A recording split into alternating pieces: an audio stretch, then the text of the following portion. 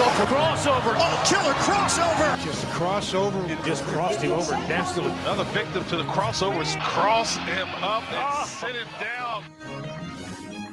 All right, time for the crossover. It's powered by Everlow Concrete Repair in Omaha at everlowconcrete.com. Connor was sharing Mickey Joseph sound bites with us. That's right. About the Grambling band, Ohio State's band. I don't see anywhere that it has the line available for Ohio State and Grambling State if you're interested in that sort of thing. I am. I can check. I can check on my Vegas Insider has no lines from anyone. Let me text my book. Oh, all right, Matt, take it easy. Take it easy over I'm there. kidding. I don't have a book. You are kidding, definitely. I swear to God, you are definitely kidding. So sounds like it. Before I ask the question about our favorite memories from 7 years ago when Nebraska and Akron were slated to play. You remember the discussion when Nebraska added Bethune-Cookman? Wasn't about what kind of team they have. It's are they going to bring their band? Are they going to bring their band and their fat punter?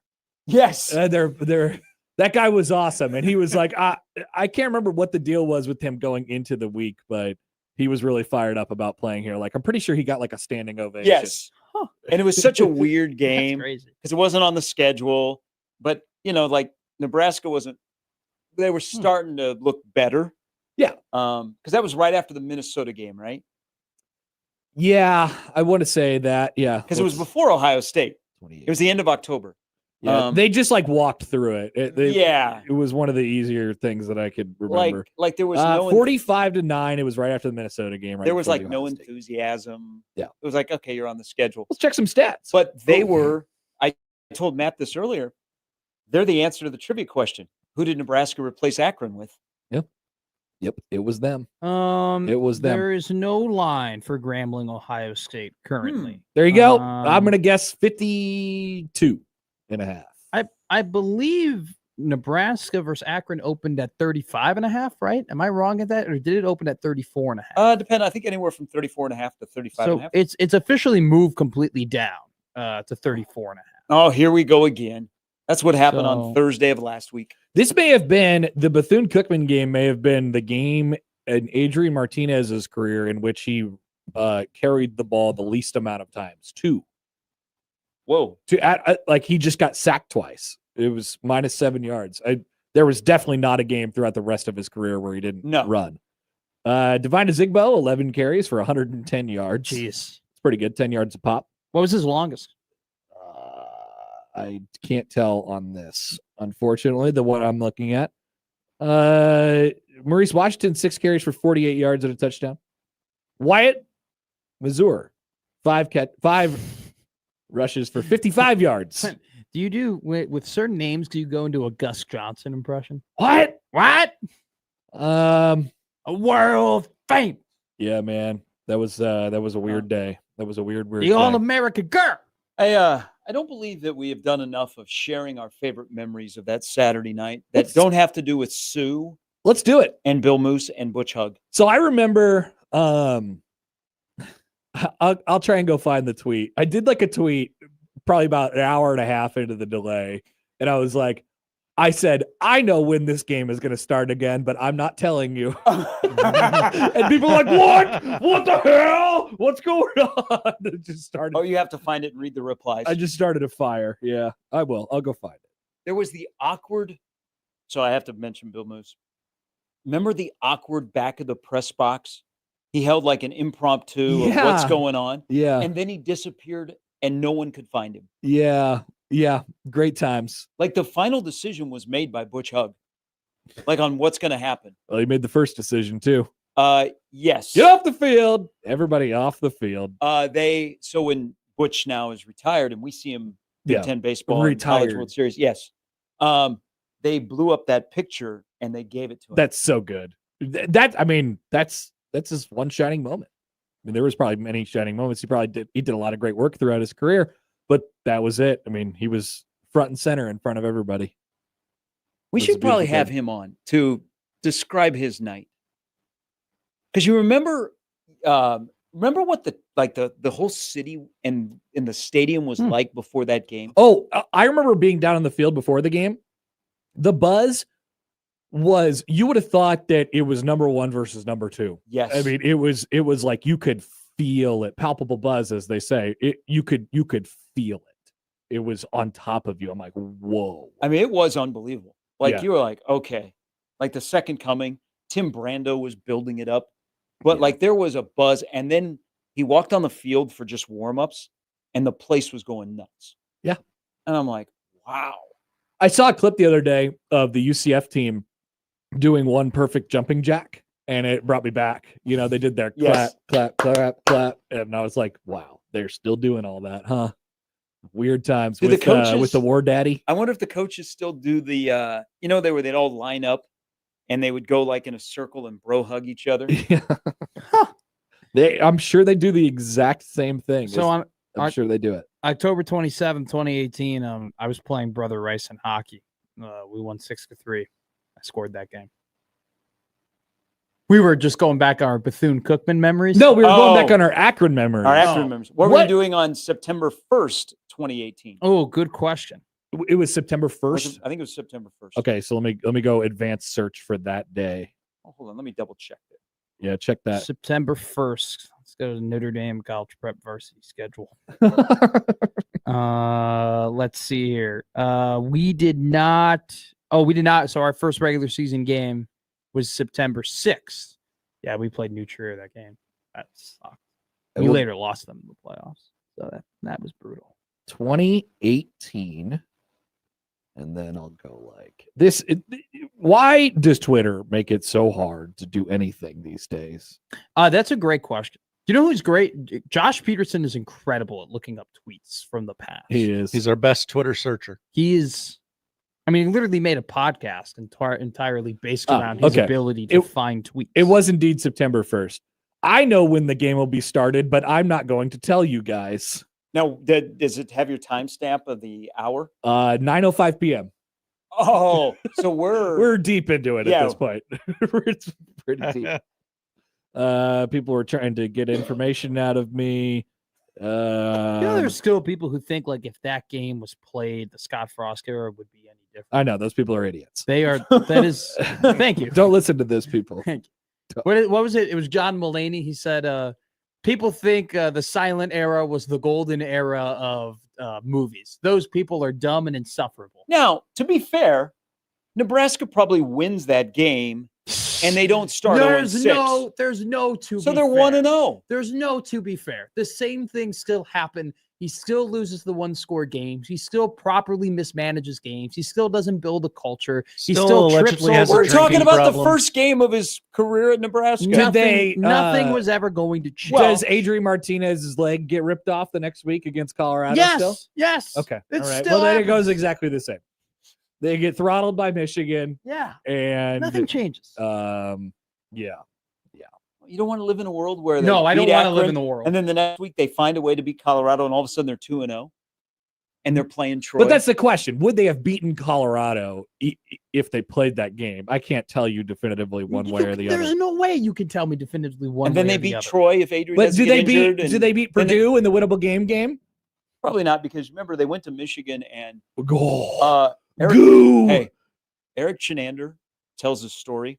They were standing on the field looking at Michigan warming up and watching their guys warm up. Bad times. And they were petrified. Bad times. They were like, we are in trouble. Well, and then it was because I remember with that Michigan game, 2 years prior to that, in Frost's first year at UCF, they had played at Michigan. Yes. And he had some comment after the game about like they got drilled. It was like 56-20 something. Yeah. And he was like, I thought we played them pretty good. I thought we were, I thought we looked just as good as them or something like that. And I don't think the Michigan fans took that very well. Frost got dunked on a little bit, and then they played Michigan and that game was not close. I mean, there's always the 62-3 game, and then the Ohio State game in 2019, like just colossal beatdowns of Nebraska. That one does not get enough credit. They had no chance that day. Oh, physically, they just got demoralized. And you had Adrian who had a bum wheel. And you're like, you know what? Andrew Bunch, he'll be nice playing against Michigan. Bunchy. And then he was back. He was back fully healthy for the Purdue game, and they still lost. What is Matt Rule's point differential against Michigan as the head coach of Nebraska? like minus 60 something. Well, it wasn't. It was 45-10, and that was the one game. What's the other game? I'm was thinking Mickey. about the Mickey game. That was the Mark Whipple game.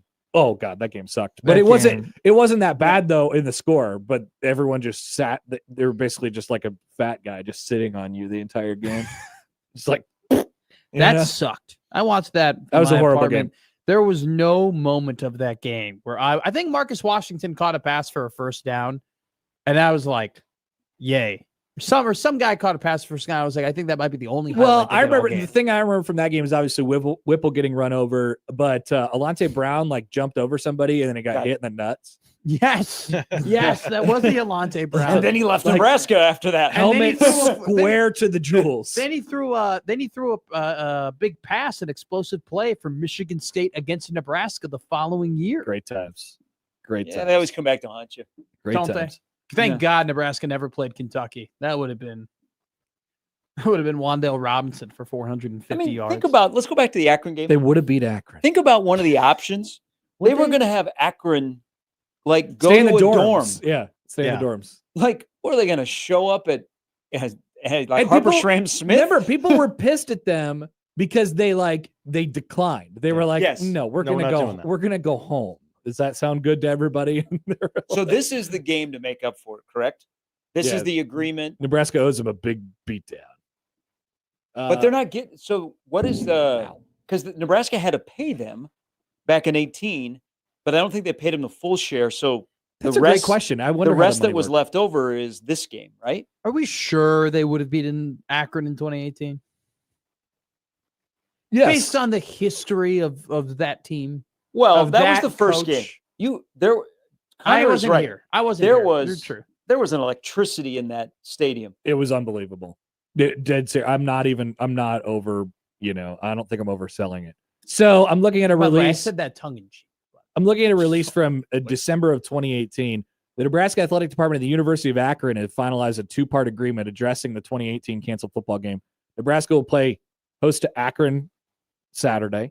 Akron will receive a guarantee of $1.45 million for this game that is going to be played. Whoa! Nebraska will pay Akron $650,000 for the originally scheduled game on September 1st, 2018 that was canceled. So they still got money from that, but So they- half basically. $2 million. The contract signed in 2014 provided a guarantee of $1.17 million for Akron to play that game. So they got half of it at the time. And now we're getting double. Clearly it didn't. Clearly it didn't go to academics. Nebraska has agreed to pay more than half of that guarantee despite the game being canceled. Bill Moose said, quote, "We are pleased to finalize an agreement with Akron that is beneficial for both institutions." Terry Bowden and them boys went 4-8 in 2018. Yeah, Nebraska would have won. Yeah. But it wouldn't have changed anything. Except for they would have had one more win, which they got later against Bethune-Cookman and their punter. The tone of shows would have been different between Akron and Colorado instead of complaining about Akron bailing. Akron filled its hole in its schedule with South Carolina. Yikes. At South Carolina? I wanna or did say- they go to That- I want to say we had the punter was like such a phenomenon that we like had the punter on the week after the game. Yeah. I think the punter came on one of our shows. the fat Bethune-Cookman punter? Yes. Okay. Yes, and he was talking about how great it was. How being fat? No, playing at Nebraska. Oh, okay. That part. Well, he didn't play. So there you go. $1.45 million in the bank account for the Zips. That will fund their entire athletic department this year. It'll That go is to true. the Yeah. academic facilities that are so desperately needed for Now, the their Zips. football stadium's not bad. Yeah, but their basketball arena can use a little work, but that's their best sport. They're good in soccer, I guess. They're good You at know- football. Are they good at basketball? You know- Creighton played them in the NCAA tournament a John couple years Gross. ago. apparently you can steal signs from teams that you eventually beat and you won't get that severely punished. But if you don't do your finals to the best of your abilities, you can't make the playoffs. Is that what? Are they under suspension? They are right under now? Yeah, suspension they can't go to a because bowl game. Ouch. Remember when that because- was a deal? Yes. Then it never became a deal until Akron. Yeah. they have one of the lowest academic ratings in like NCAA history. Nice. It's insane. You didn't come here to But play school. isn't it impacted by all the guys that have left? So Yeah, they don't get so they credit. should- Yeah. They shouldn't be punished. We should never ever punish a college team based on the actions of people done previous before they were there. So this is their bowl game. So here's also from this release in 2018. The 2025 game against the Zips will be the home opener for Nebraska at Memorial Stadium. The Huskers open the season at Illinois on August 30th before Akron will visit Lincoln. That, of course, is not the case. Nebraska also has a non-conference game scheduled at Cincinnati on September 13th, 2025. Oh. With one remaining non-conference opening. And of course, now we know that to be Houston They already Christian. knew their Big Ten schedule. They must have Wow. they must have scheduled it 6 or 7 years out back then. Because Yeah. well, they were in the West. It was Yeah, it was just that's the right. West versus the East. And we didn't have 4 new teams. And you knew your crossovers, yeah. So Theo- that got wiped. So this, if we still have East, West, and no 4 new teams, Nebraska opens at Illinois. so 2 of their first last 3 week. games this year would have been on the road. Uh, Let's say the game stays in Cincinnati. right. Who is scheduling? Bill Moose. Bill Moose. I Happy looked Thanksgiving. I looked up the APR. All right. The most recent list I have comes from May of 2025. Dead last, the Akron Zips. Dead last in football and school. This is a great pull from Theo. I totally forgot about this game. That same year, Akron beat Northwestern. And that was Did they really? Dude, that 39-34. was an awful game. Clayton Thorson threw 2 interceptions at the second half, and the Akron Zips scored 23 points. Was that the year where Northwestern was like they didn't win the West that year, right? I think they either won the West that year or they won it the year after that. Or no, the year before that. They lost the Big Ten championship game that So year. that year was the year I think Wow. Iowa got upset, if I'm not mistaken, in the last week of the season, and Northwestern won. And so they just Northwestern- Northwestern into the Big Ten Yeah. West championship. Northwestern game. It lost was that year. just one time in conference by 3 to Michigan. They also lost to Akron. So they had this. and Notre Dame and Duke. I forgot. And they should have lost to Nebraska. And then- That's the overtime yeah. loss Yes. where Nebraska blew it. Yes. Yes. Oh, that game So was horrendous. that Top 5 Nebraska Grunt game kick was game. crazy. Well, yeah, Nebraska Oh, it was is? up. Mhm. Nebraska was up 10 with 5 minutes to Oh go. yeah. Oh, Oh, yeah. was there? They were Well, I was watching. It was. they were fun. in good shape. They were in good shape. Matt. Yeah, and then there was a penalty in the end zone Yes. for roughing the passer. Yeah. Yeah. That Zips game was crazy because I totally forget the name of the Akron Oh, I can tell you. Zips quarterback, but he was incredible in the second half of that game. His name was Cato Nelson. Cato Nelson. He had 300 yards? He was going ham. He had He had 300 yards? 277 and 2 touchdowns against Northwestern. He was so good, dude. He was just sprinting all over. the Clayton field. Thorson threw the ball 52 times against Akron. Who was the running? Was that a Cam Porter or Justin Jackson here? It would have been Or Isaiah Bowser? It might their have- leading rusher was Jeremy Larkin. Jeremy Larkin. Well, okay. So in the game in Evanston, in Bowser 18, got 1 carry. Thorson threw the ball 64 times. Oh! Okay, They so were Bowser- chucking that ball that year. Yeah. They had nothing else. I think that was I think Ben Scarano. You're talking about the overtime game? Yeah, the overtime game. Let me see the. Oh, I'll tell you. I get some stats. I got some stats for you. So that I love old games. I remember Love I remember old I games. was at a high school football game. It was like toward the end of the year. It was like our last home game for high school football. My dad calls me and was like, Northwestern they won. They're going to the Big Ten West Championship game. And they were. He's right. Northwestern ran for a grand total of 40 yards, 39 yards. Actually, no, it's -7, so 33 yards in that game. And Clayton Thorson, 41 of 64, 455 yards and 3 touchdowns, also 2 picks. I went to that Zigbo 160. 159. Look at that, Gary. Nice job. I went to that Notre Dame Northwestern game.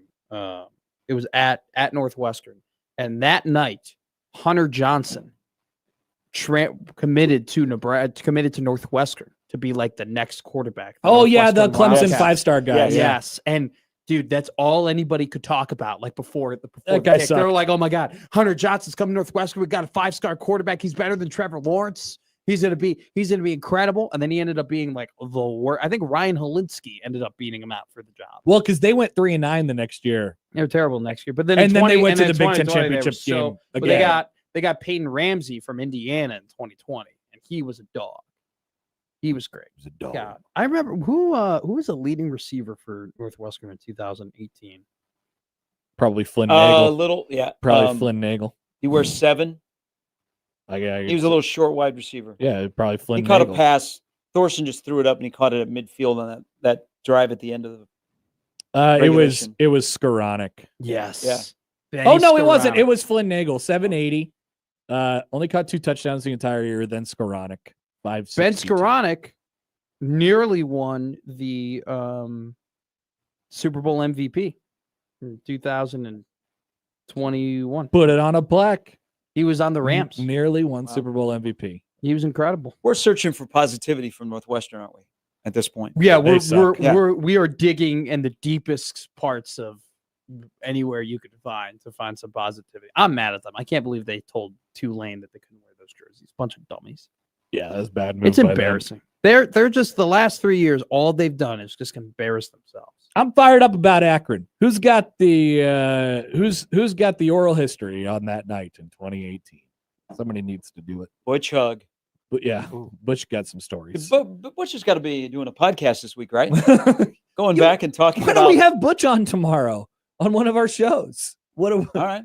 call him up? You want to come on and talk about the 2018 I Akron don't game? know if I have his number. Do we have Bill Moose's number? We can Oh, somebody's got Bill Moose's Hey, number. speaking of, Where's his book? yes, Sipple, where's the book? Give me the book. Come on, we could use it right now, especially Nebraska playing Akron, Houston Christian. What if he just goes? we need like, a Bill Moose book right what on if our he had an laps. Akron chapter and he goes, "Yeah, I effed up." No, it wasn't. No, nobody messed up during the Akron game. it was It's just Butch Hug was the guy that was in charge. Yeah. Of doing that. Yeah, but not didn't the athletic Akron director. leave and Bill Moose didn't know about it or something like that, or that's brought up? well, Bill Moose is probably off in the wilderness doing God knows what. Here's a picture. He was busy because it was the first Frost game. Here's the He was famous picture from that entertaining people. night, Matt. This is Butch telling everybody to get off of the field.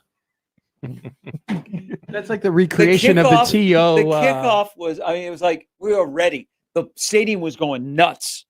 Like the tunnel walk was like. I mean, oh, it was people lost crazy. their mind when the Oh, tunnel look. walk starts and there's Frost, and then here we go, the kickoff. Here comes Butch. Mm-hmm.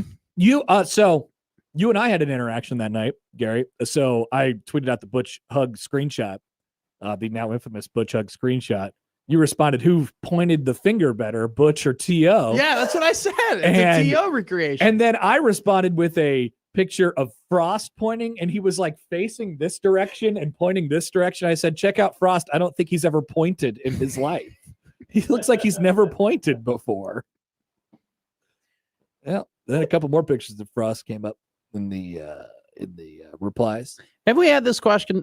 I think Gary and I did a whole segment on it, but I don't think we've asked you, Connor. When did you know that this Frost thing wasn't going to work out? When great topic. When were you So like? so it was phrased this way. We did all the coaches post like TO. When did you know? When was I sure, or when did I have When- a gut feeling? When was The gut. blank The cooked?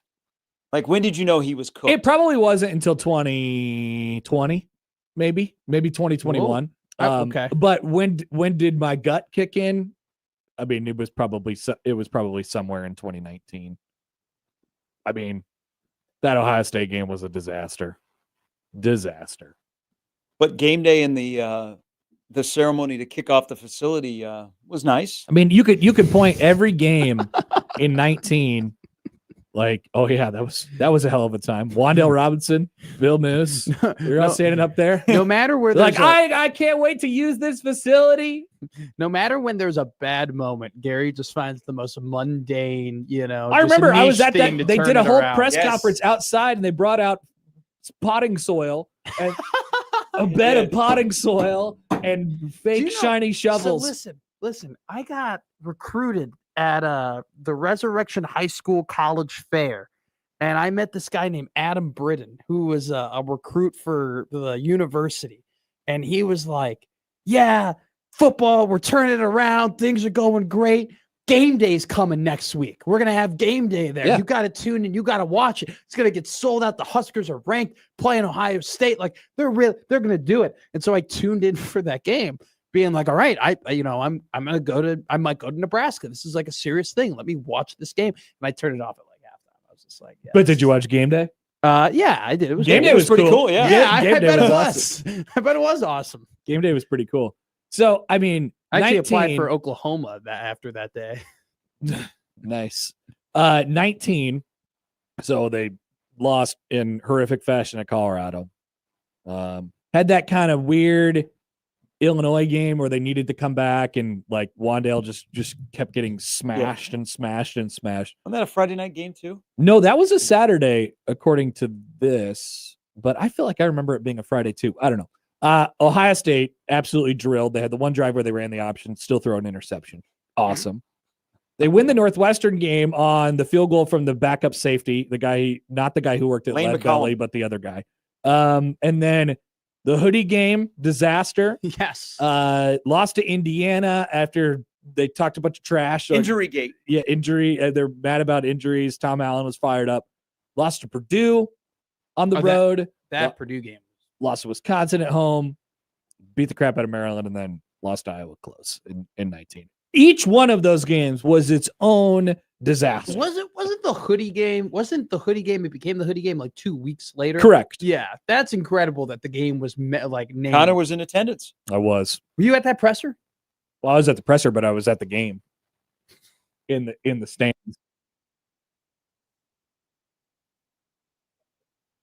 Here's our bomb. When you were watching Cheese Curds in Minnesota? Yeah, dude. They have cheese curds. Well, I only eat them in Wisconsin. That's the only- stupid. Eat cheese curds everywhere. Well, in Culver's I eat them, But They have that's I Culver's here. mean that at Culver's. I'm not eating it at Culver's. Is just Wisconsin. I was ripping cheese curds and surly beers. When you walk into a Culver's, you're no longer in the state of Nebraska. You are just now in the state of Wisconsin. Interesting. Each Culver's is just a little bit of a subsect of Wisconsin. I subscribe to that. Yeah. So I've never Cautiously. eaten cheese curds in anywhere other than Wisconsin. Here, man, I got a picture of myself from the Eating cheese curds? the night. Well, kind of the night of the Minnesota game. They were giving away hats, like hunting hats, because it was about to be hunting season. So I wore that. It is. Yeah, it was. What was around October? It was early Middle of October. October. Yeah. And I remember looking at the game over the summer. I'm like, I got to go to that game. It's going to be perfect weather. Yes. Like, it's going to be awesome. Just drive up there. And it wasn't. It was horrific weather. And I made a friend that night. As you could see, Matt, this guy in the snow hat. He was that's Michael Bill. he was my buddy all game long. You can meet that guy in Brainerd, Minnesota, over at a Quick Trip, getting some minnows, getting ready to go on Pig Oh Lake. yeah, he was ready to get That out guy, there. that guy is the most standard looking Minnesotan I've ever seen in my life. It was a disastrous football game. The greatest cheese curds I've ever had were at the 2017 U.S. Open at Erin Hills. There you go, me and a surly beer right there. Just hanging out. You still have hair at that time? Yeah. Okay. Pair of poll questions up at Happer Show. Do you rip cheese curds? And are Culver's restaurants a mini embassy for the state of Wisconsin? Yes. Good job. They are embassy. That was the word I was looking for. Please vote. It's important. It is. We care about what you think.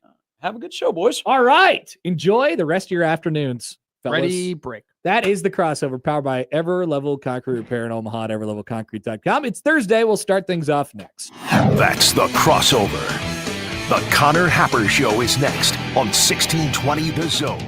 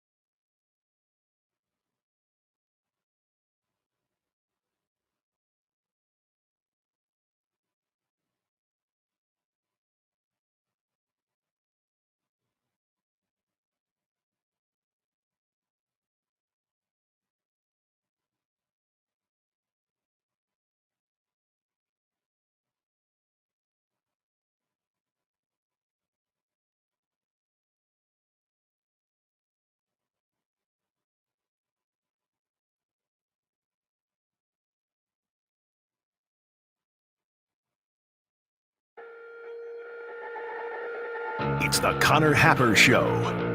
Are we sure we want to do this?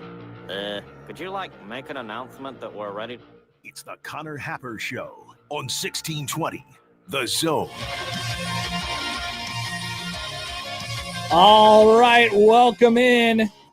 Happy Thursday, everybody. The Connor Happer Show. You're on 1620 The Zone and on 1620thezone.com. Connor Happer, Josh Odson with you. Welcome, welcome, welcome. We are on the day the NFL season begins. Wow. NFL. I'm sure Josh is very excited about the NFL. The Titans are going to be really good this year. I have a lot to look forward to. And for me, I just like ball. I'm there for it wherever it may be. It will be. Wherever ball may be, it be. Exactly. That's me. I'll watch it no matter what. You'll see. Some haters are trying to say that I don't actually like football because I enjoy my football on Sundays on Red Zone. I'd say they're haters, and I have something to say to them a little bit later on today in the show. Oh, fun. Jacob Padilla will join at 11. Michael Bruntz at 12:30. We'll grunt the slate. That is the lineup, powered by the Rooferees at John Higgins Weather Guard. We want to hear from you all today. 402-951-1620 on the Prairie Flower Casino Zone hotline. And once again, as always, you can head to 1620thezone.com because each week we will be giving out a $100 gift card to Sky Bar and Grill at Prairie Flower Casino. And you can use our hotline to call or text into the show. Tweet at Happer Show at Connor Happer on the JTech Construction Zone Twitter feed. Email Connor, Josh O at 1620thezone.com on the Old Man Doug Equitable Bank inbox. We had many dignitaries stopping by in the 4 minutes there we were on break, including Old Man Doug himself. He's cooking up his next Equitable Bank spot where he says, we answer the phone in the first ring. B word. That's what he said in his spot.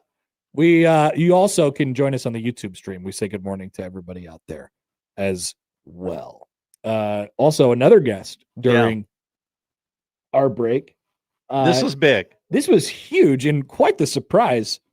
Tom in Cincinnati, Tom with an H, not that Tom in Cincinnati. He's in town. I assume he's going to the game on Saturday, and he's playing some golf this afternoon out at one of our fine local courses. And he brought us, since it's been a topic on the show recently, a can of Skyline chili, a piece. And so then my natural question was, okay, what do I do with this? As a Cincinnatian, what do I do with this? He said, have no fear. Here's what you do with it. Look at all these. I didn't know that. Look at all these words, handwritten. Josh. No. Look at all these words. So you could do a 3-way, a 4-way, a 5-way. You could do the Coney. When I was on with the Cincinnati podcast guys, they were like, do the Coney. And I was like, no, I kind of want the whole deal, I kind of want to experience it. I mean, I want to put the spaghetti on top of a bunch of noodles. I do have some spaghetti noodles at home. Did he just copy what was on the back of the can? I haven't read the note yet. Should I read it?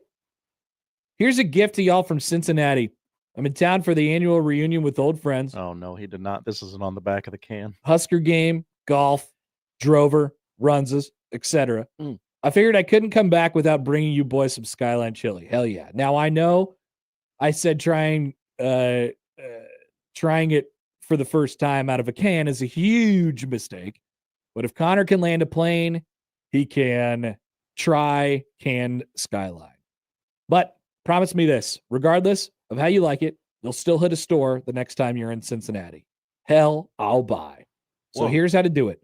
Put chili in a pot. Don't look at it when you do. Good note. Okay. Heat. Enjoy. You could do 3-way, which is spaghetti, chili, and then shredded cheese. 4-way, which is all those things, and diced onions or beans. Or 5-way, and all those things with adding onions and beans. Or you could do it with the Coney. So a hot dog with the Skyline chili, mustard, onion, and cheese. So there you go. Enjoy, he says. Love the show. Listen every day. Keep up the great work. Go Big Red. Tom in Cincinnati. Thank Goat. you, Tom. Look at that. You know what's funny? I had chili last night. Whoa. It felt right. Many people in the YouTube chat saying we should put it on top of and I got to get this on right. top of spaghetti. On top of a Fairberry hot dog. Whoa, you really loaded up for that one. Well, you got to get crunk when you say it. Fairberry hot dog?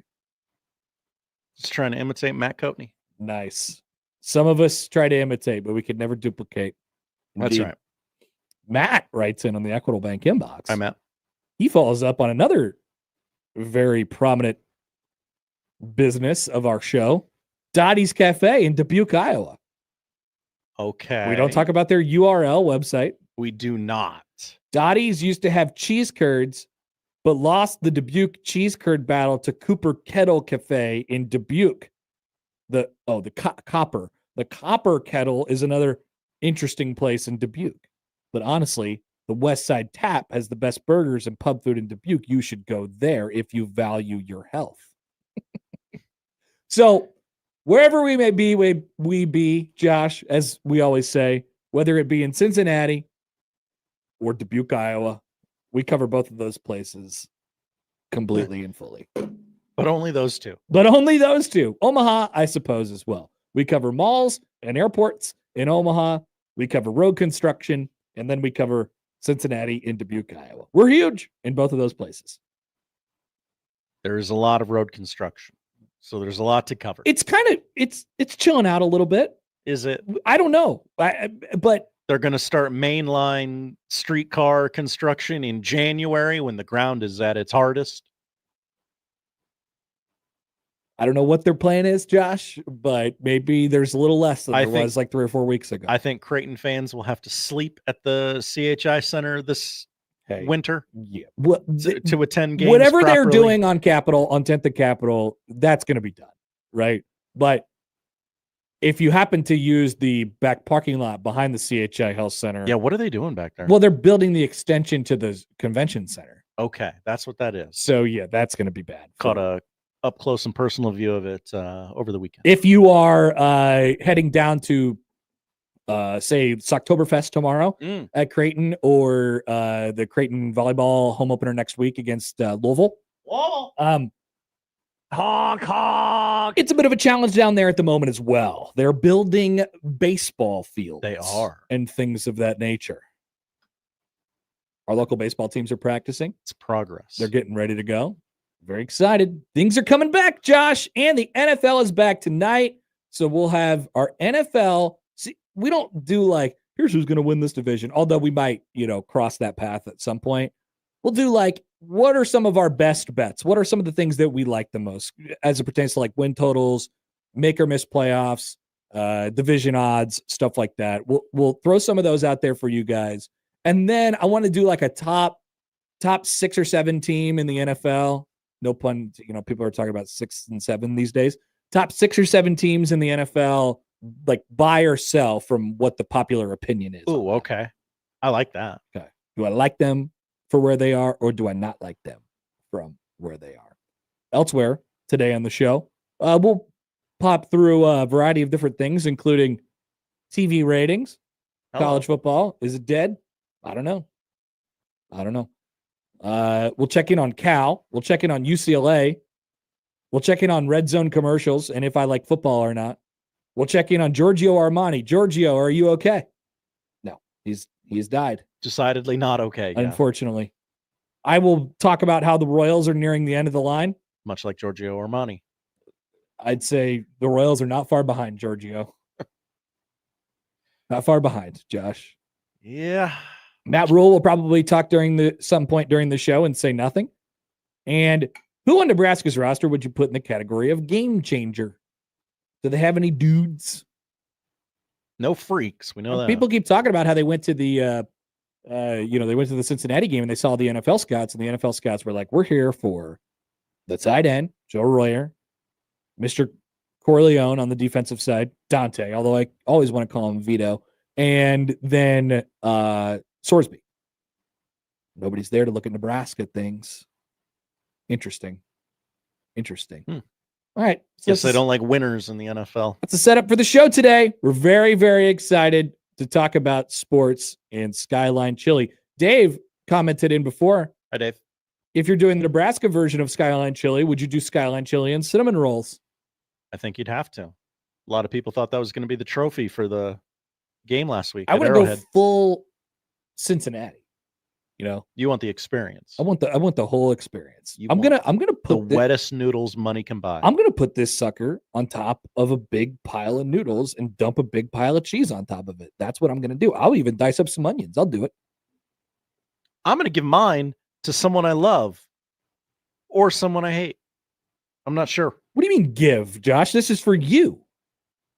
You're going to re-gift? My chili career is no more. Okay. You ate too much chili that one day, and so now you're quitting chili? That's right. Wow. Or you never liked chili in the first place because it's kind of adjacent to soup. Well, you would think so. Maybe I hang it up in the studio this is You want to just keep a can of Skyline chili just sitting in here? This is a gift. It is. It is a gift.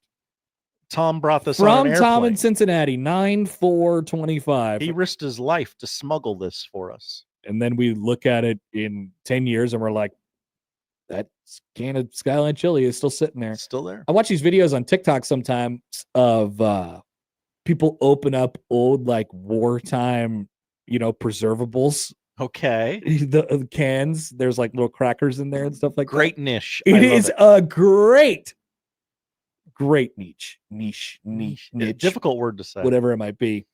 I watch them all the time. They put like a little old timey music behind it. The crackers are never good. They just fall apart instantly. My wife follows a guy that makes recipes from like the 20s. And That's he's great. like, this is a ridiculous way to make this. Text from the 402. Hi, 402. Connor, you should use it as a dip for Valentino's pizza. Woof. No, I'm going to eat No, thank you. Skyline chili. I'm going to eat Skyline chili. Pedro says this. Hi, Pedro. Hi, guys. Connor and Josh, after eating the Skyline chili, make sure you have a direct line straight to the bathroom. It will make your enjoyment of the meal better. Yeah. Don't worry. I'll do this in the comfort of my own home. Where No you more- have a direct line to the bathroom. Yeah, no more than 5 paces away. The bathroom. We good. We good for everybody. But I have a pretty good stomach. I think I'll survive the Skyline chili eating incident of 2025. Report back. We'll be back off and running on a Thursday. Thanks for being with us on 1620 The Zone.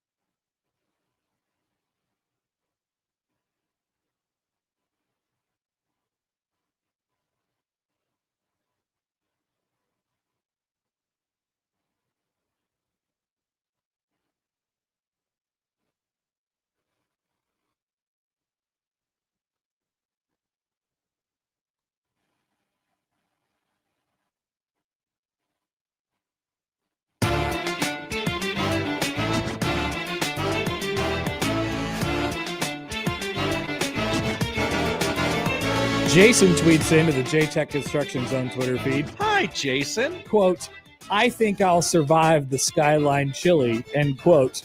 Boy, aren't those some famous last words. I consider myself to have a bit of an iron stomach. It doesn't mean that something significant won't happen later, but I'm not like a see something, taste something, and immediately puke guy, one of those things.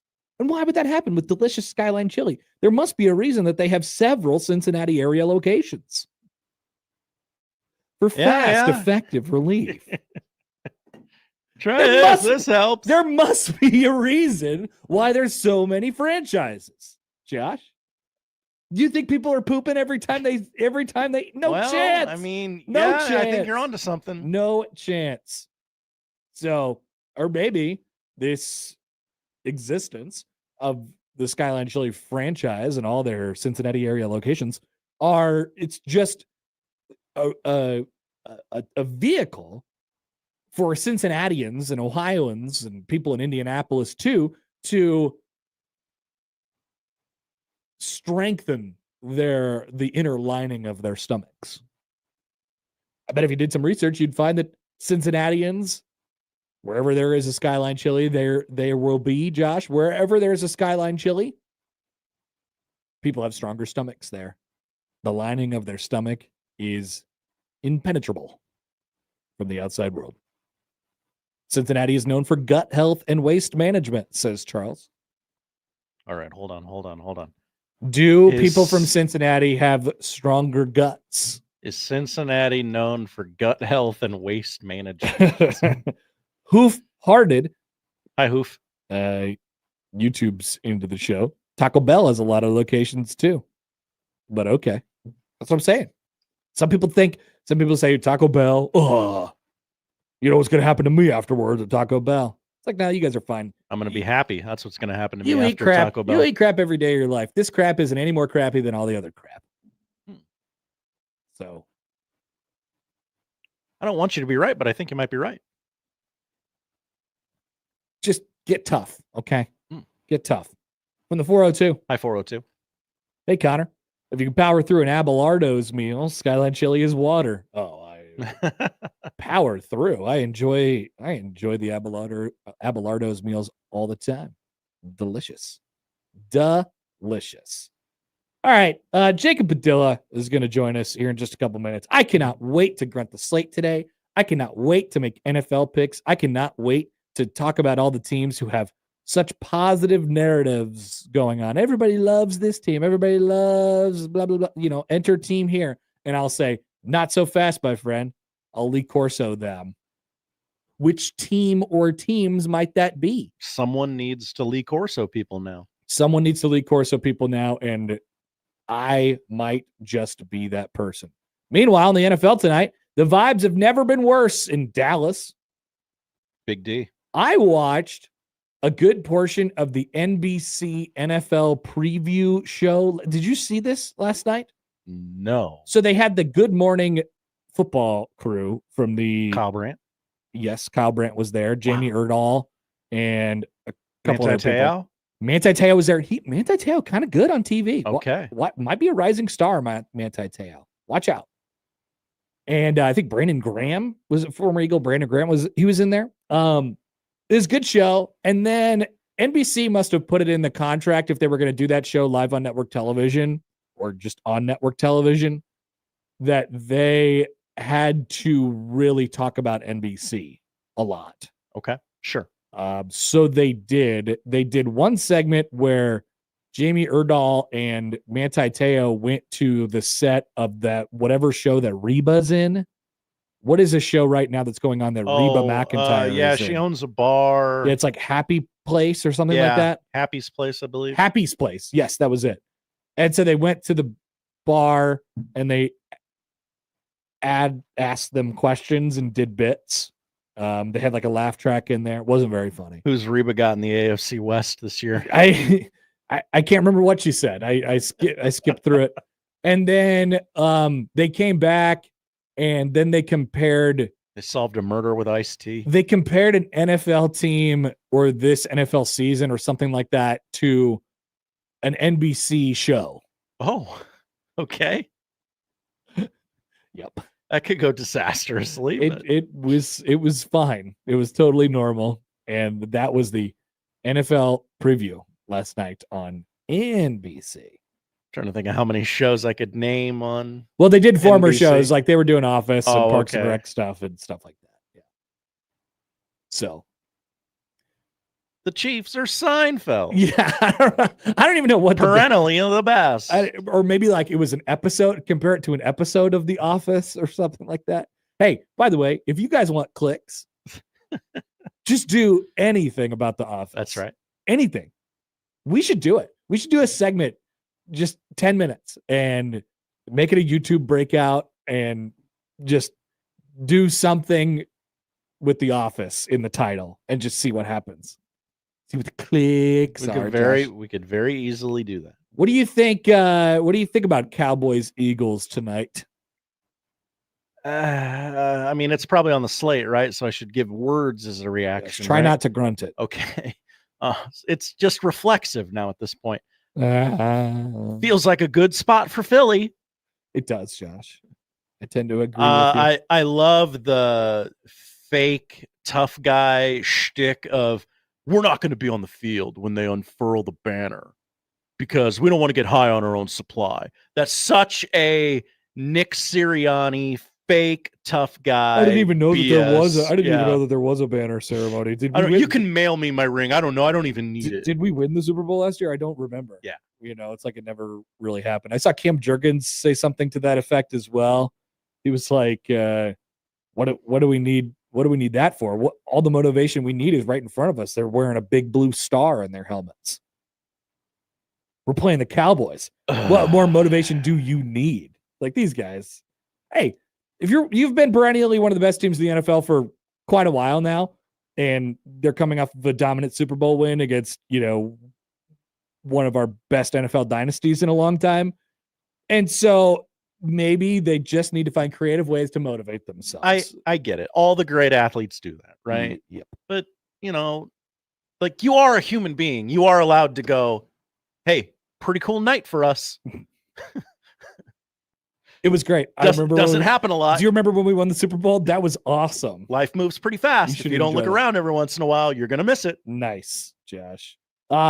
Vina Reno tweets in. Hi, Vina Reno. Skyline Chili, ... If we die, we die.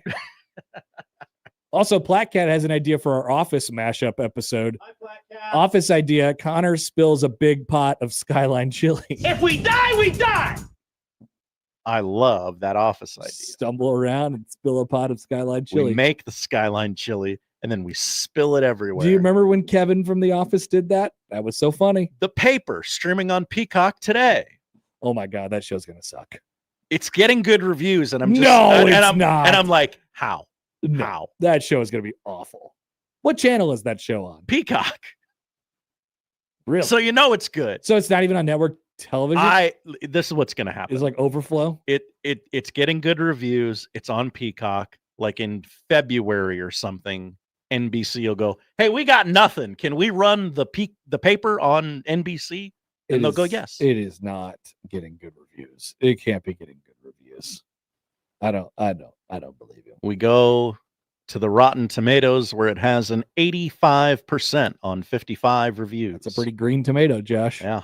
Interesting. It's fresh, they say. Yikes. It can't be good. There's no chance. I would agree with you. When we return, Jacob Padilla will join us. We honking? Yeah, I think we have a couple basketball questions. Maybe some high school football. Maybe some volleyball. Whoa. It's Padilla season. We could go anywhere with Jacob Padilla, who joins next on 1620 The Zone.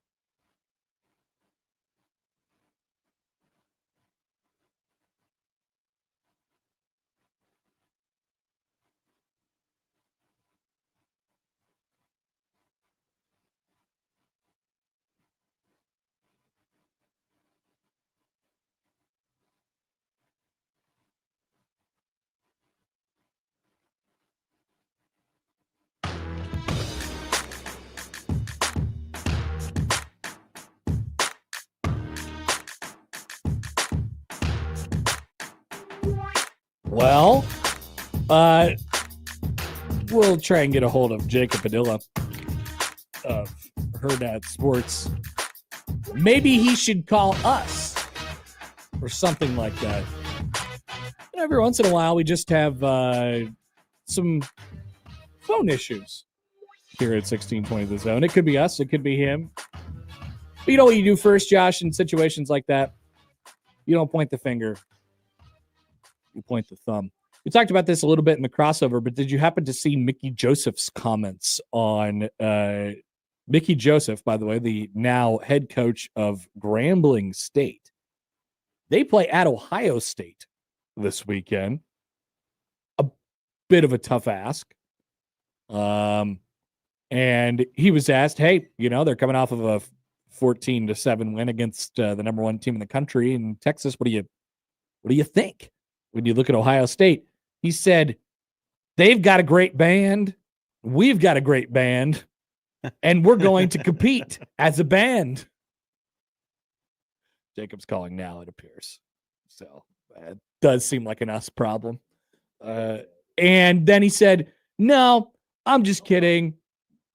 But, you know, it's unbalanced. It's very unbalanced. We kind of know how this one's going to go. I think more coaches should probably approach it that way. You know, that's sort of Mickey. He doesn't have to, you know, he's not looking to motivate anybody because he knows his team doesn't really have a chance. They're trying to get a paycheck.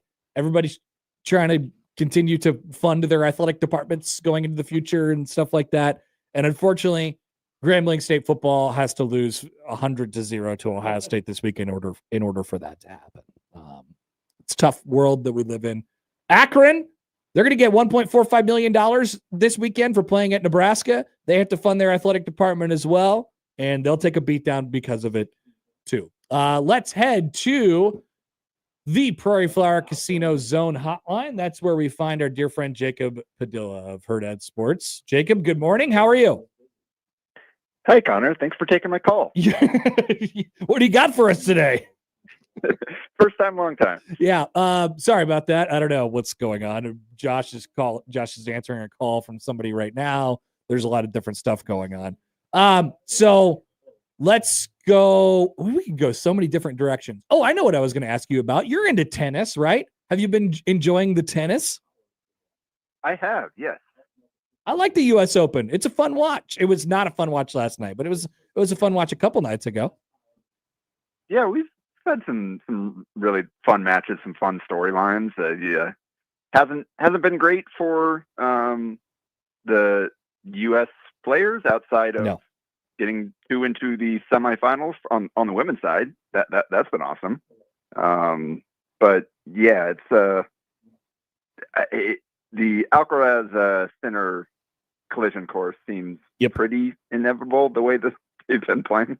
We mentioned this when they faced off at Wimbledon. They keep meeting each other in these finals. I mean, it's, you know, maybe we're hesitant to call them the next, Federer and Nadal, but they keep meeting each other in major finals. So I don't know. I don't know what else to do with this. It keeps happening. No, I think it's very clearly that's the era that we're into. Djokovic is in his upper 30s now. He's still obviously very, very, very good. Just not at the stage where he seemed unbeatable, like he did for the kind of the tail end of the Federer Nadal era into basically was his own era. And now we're right into the Alcaraz and the Sinner, and both those guys are young guys. So it is disappointing to see Ben Shelton have to retire with an injury the way he did, just the way he'd been playing coming into this tournament. He seems like the guy that, at least from the Americans, that has the best chance of knocking one of those guys off if he can continue to improve. Came into it seeded sixth or ranked sixth, I believe, that the highest that he's been going into a major, and was looking really good. And then unfortunately that shoulder injury knocked him out. So disappointing way for that to end. Obviously, Fritz kind of fell apart almost against Djokovic again. Yeah. But yeah, I really enjoy watching Alcaraz though, even with the haircut. Yeah, it's a little bit different. Okay, let's move on from the tennis. Although I appreciate your knowledge of the subject, and I've found myself enjoying it. Like I said, to the volleyball. How much did we learn about Nebraska volleyball in their reverse sweep against Kentucky on Sunday? We learned that Danny Bussom-Kelly has a good pulse on her team and has trust from her players. Like those are difficult decisions that she had to make in terms of the lineup changes, and it obviously the libero one was the big one, and then switching that opposite, trying to get the bigger block out there. But then some of the other tweaks that she made at different times, some of them made an impact, some of them didn't. But she was willing and able to try different things. And the players responded. We saw Lainey Choboy basically get demoted and come in and play really well in her new role for the last 3 sets. And that played a big part in Nebraska coming back. So I think we learned the team's resilience. The team has trust in each other, and the depth is a real thing that Danny Bussom-Kelly's been talking about it all offseason. And you and I discussed like, oh, what is this going to look like? How is she going to use this bigger roster? And I mean, it's already, we've seen it clearly in the first 2 weeks of the season and seen it really make an impact. Do you think, I mean, if they would have lost, then it maybe takes like a little bit of air out of the sails, but you can't take away, as we've been talking about all preseason and into the season now, how talented they are. And they're going to be a national championship contender no matter what. But, coaches often talk about it, especially in the early season. They want to put their teams through a variety of different tests. And so they find themselves down 2-0, and it's a little bit of a shock, and you have to change things up. I imagine Danny's takeaway from it was like, man, we needed that. That was a great thing for us, and we figured out a lot of things about ourselves. Yeah, it's interesting. You look at these first 2 weeks, and they basically got everything you could have hoped for. They got a opener against a really good team where they got pushed, they dropped a set, but it wasn't that stressful. They got another game against the top 10 team where they just dominated start to finish and showed, all right, this is what we're capable of doing when we're firing on all cylinders. And then you got a match where there was a lot of adversity, down 0-2, and you found a way to come back and win it, played their first 5th set match. And those 5-setters are always big to kind of get some of those throughout the season, just so you've been in that place once it comes to the postseason. And it's not something new, and you kind of, because it's different when you got to go to 15 and with all the pressure on you, especially in the postseason. So it's really beneficial to play some of those throughout the season.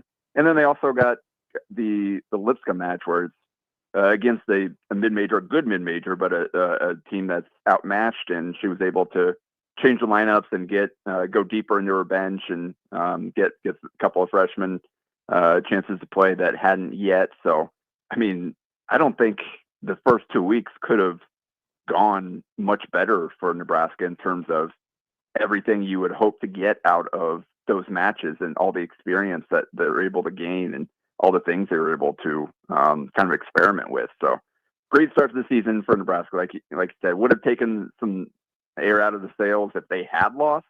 But I mean, we saw last year with the SMU match in the non-conference where just couldn't do anything, stuck in the mud. Yeah. And I think that bodes really well. Like that team was not able to find their way out of it.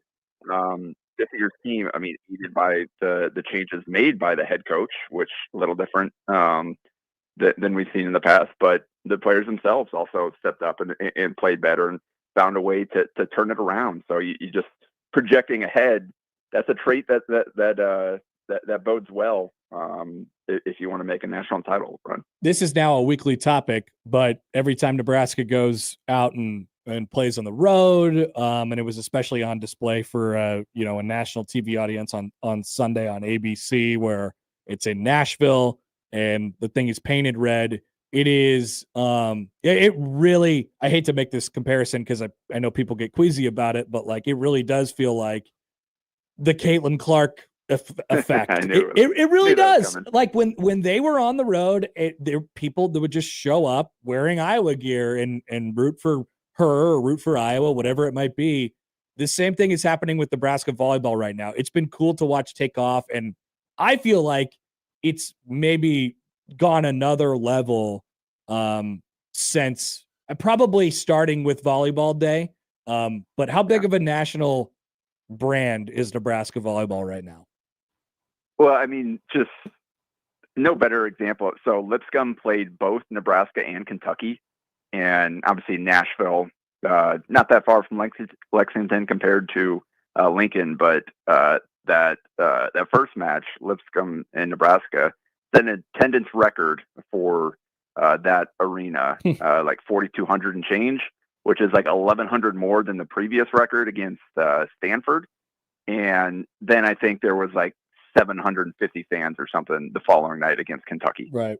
So that I'm always curious, like what percentage of these record crowds on the road are Nebraska fans versus fans that just want to see Nebraska that don't normally go to those home matches.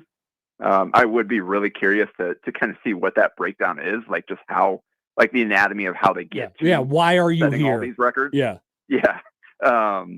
But that's something we're not going to get the answer to, but it's just something I was thinking of, like after seeing that result. But then the ABC match, 1.2 million was crazy. Was the rating, like the most watched regular season on ABC on ESPN networks. Like, just seems like we're getting that like that follow up after every single one of these big TV matches, like just setting a new record, like out discounting the NFL lead in where that dramatically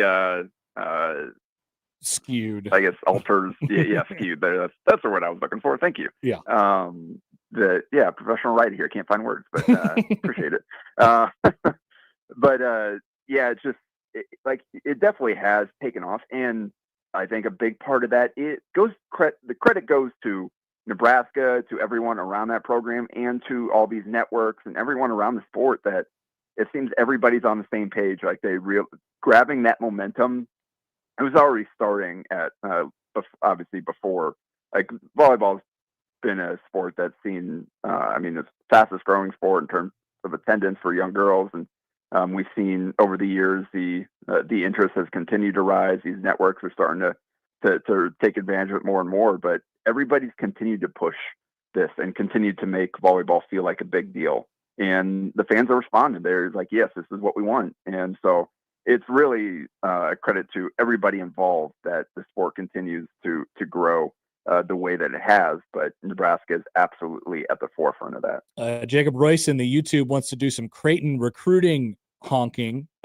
So they're going to have apparently a 5-star Jackson Richardson in the weekend that they play Iowa State in the exhibition game. He's, got all the offers, and I guess you'd be a better ask on what the projection on Richardson might be, but Creighton's involved. It seems, at least here, with a 5-star basketball player, at least on the forefront of this, as he's at his top 10 right now. Yeah, I was gonna say that when we're talking top 10, it's still a little loose. Yeah. You never quite know what to make of that. Like, okay, it's cool, it's still in it, but it's still too many teams to feel like, oh, Creighton's got a great shot when you get to that point. But I think what Creighton does is they are not afraid to take swings at the kind of the top players in the country, 5 high 4-stars, just to see if the traction is there. And if it's not, all right, they let it go. But if, like, hey, there's something clicking there, they do a really good job of pushing. And so they're not afraid to go head to head with some of the biggest programs in the country and go for some of the best players. And it's always big when you get that visit for a high caliber player like Richardson.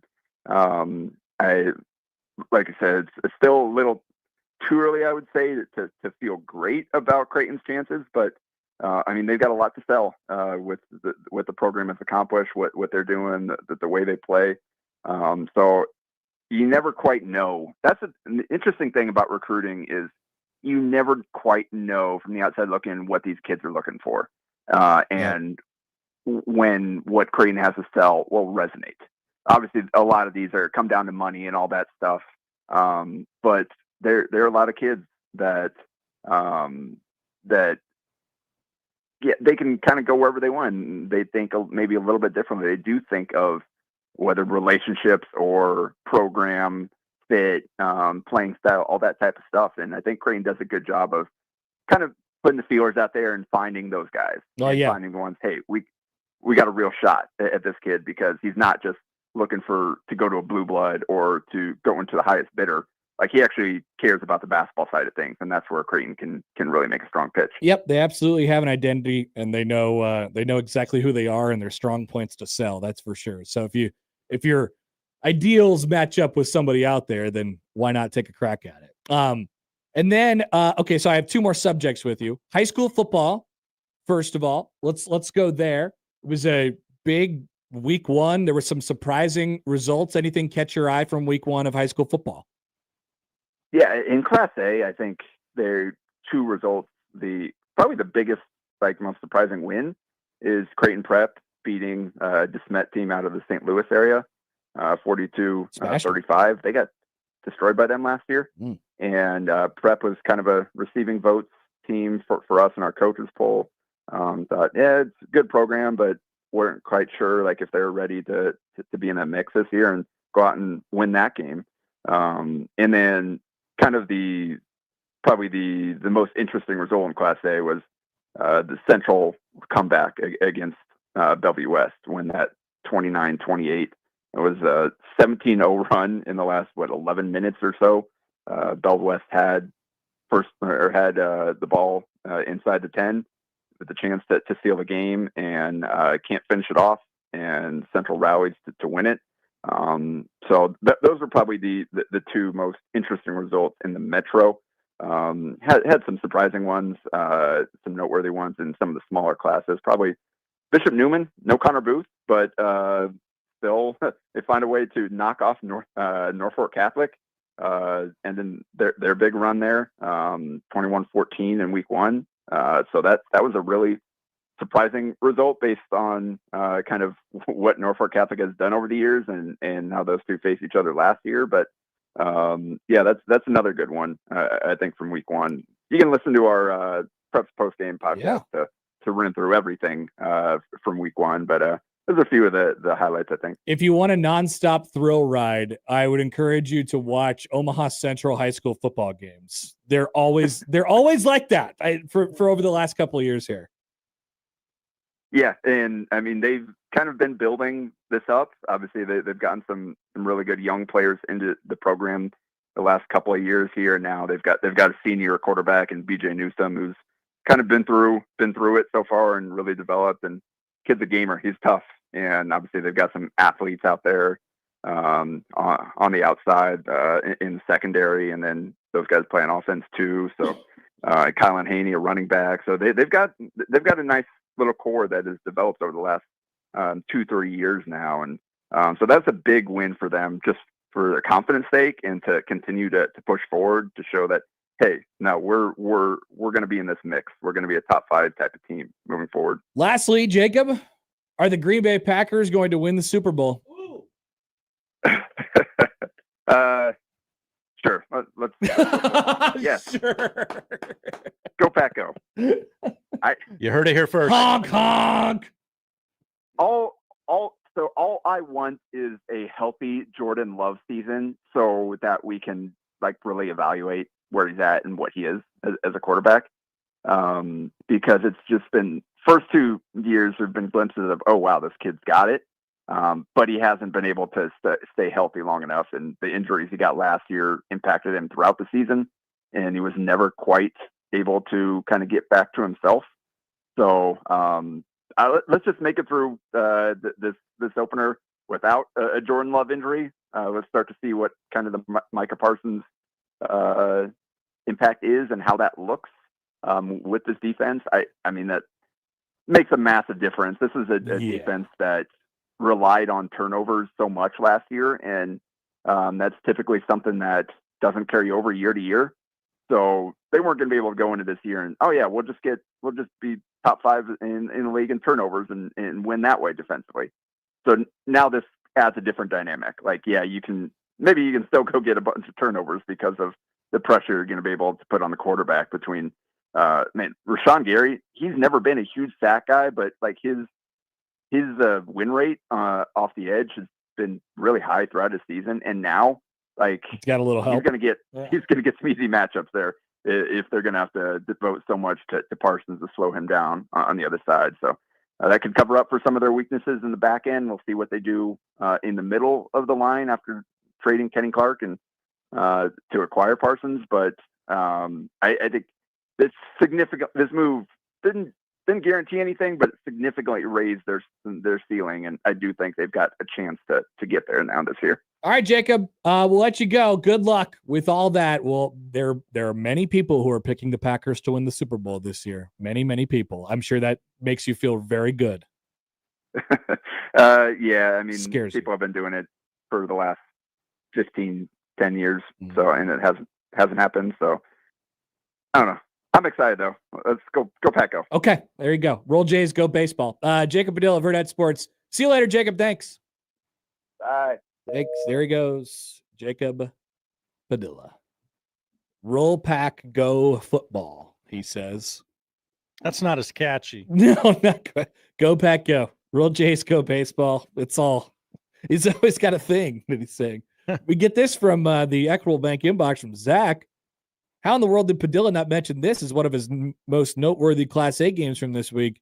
Apparently, I'm just now learning about this for the first time, and I actually don't know if it's true, but Zach told me this, so I'll go with it. Hi, Zach. Apparently, Class C2 UTAN beat Class A South Sioux City 28-0. Whoa. What's going on in South Sioux? A shutout. A shutout. Class C2. UTAN, maybe they're a powerhouse. I don't know. I know what's going on out there. Can you confirm that this game existed? I'm trying. There are some. Yeah, that happened. Wow. We did a lot of honking there. A lot of honking. Volleyball, great basketball, junior Jays. I had to get in the thing about Central. I was keeping an eye on that game, and I'm like, okay, well, they lost. It's over. And there they go. They just won. They made a field goal to win the game against Bellevue West. And their games are always a roller coaster. They're always. It feels like they have had a handful of games like that over the last 2 years where they just end on ridiculous fashion. So I don't know. Yeah, maybe if you're into theme parks, amusement parks, roller coaster rides, you can just watch Central Football instead. I'm in. Go on out to Siemens Stadium. I find myself at a game. I haven't been to a high school game, a Central high school game in a very long time. We gotta get you out there. Yeah. Maybe you could do the coin flip or something Maybe before I the could game. do the coin flip. That sounds great. All right. When we return, I have something to say to you all about people who watch Red Zone. Okay. These are not bad people. They're very good people. Very good people. But on the internet, they think that they're bad people.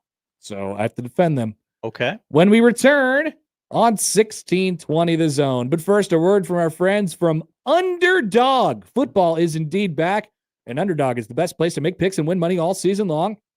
And you can play right now in Nebraska. Playing on Underdog is very easy. Just pick whether your favorite players will go higher or lower on stats like touchdowns, receiving yards, interceptions, and more. You get your picks right, you can win up to 5,000 times your cash, and you can play with as little as $1. For example, tonight, I'm looking at one right now on my Underdog app.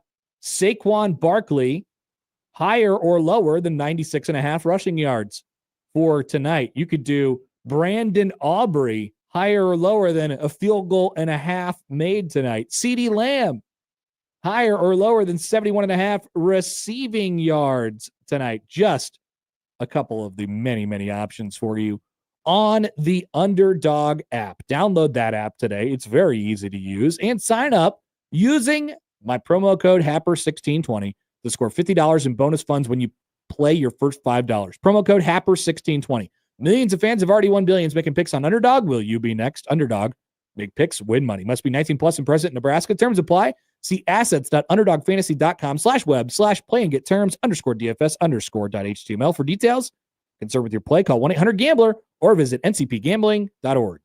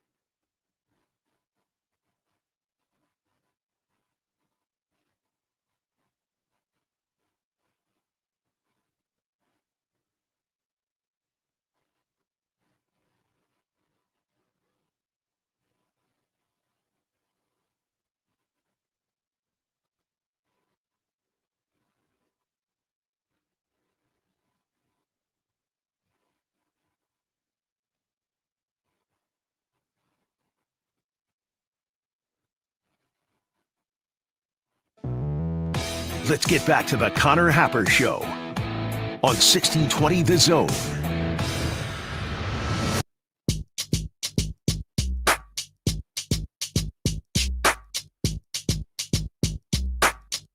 Welcome back. Connor Happer, Josh Hodson with you on the Connor Happer Show on 1620 The Zone and on 1620thezone.com. It's Mega Deals Week at 1620thezone.com.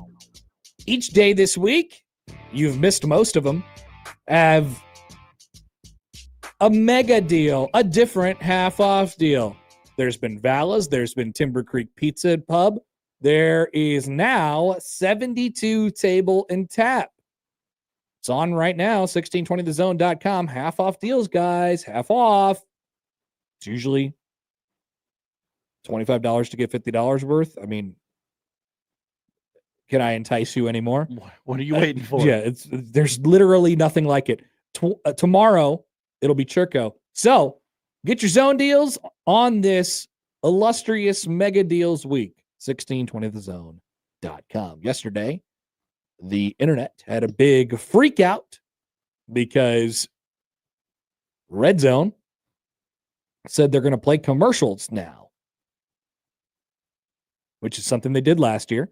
Scott Hansen, the host of Red Zone, which is now a property, yes, owned and operated by ESPN. He last year changed his catchphrase from 7 hours of commercial-free football start now, which is great and gave me chills every time. I love it. I love it. I love telling people I've heard it, but not actually watching. Oh, really? You don't watch it? No. Oh, yeah. You got to watch it, Josh. It's great. It gets me fired up every time. We'll get to why I don't watch it. You open up the windows and you just let Scott Hansen blare throughout your home. It's fantastic. Last year, toward the end of the year, he changed it. 7 hours of red zone football start now, which will be the catchphrase going forward.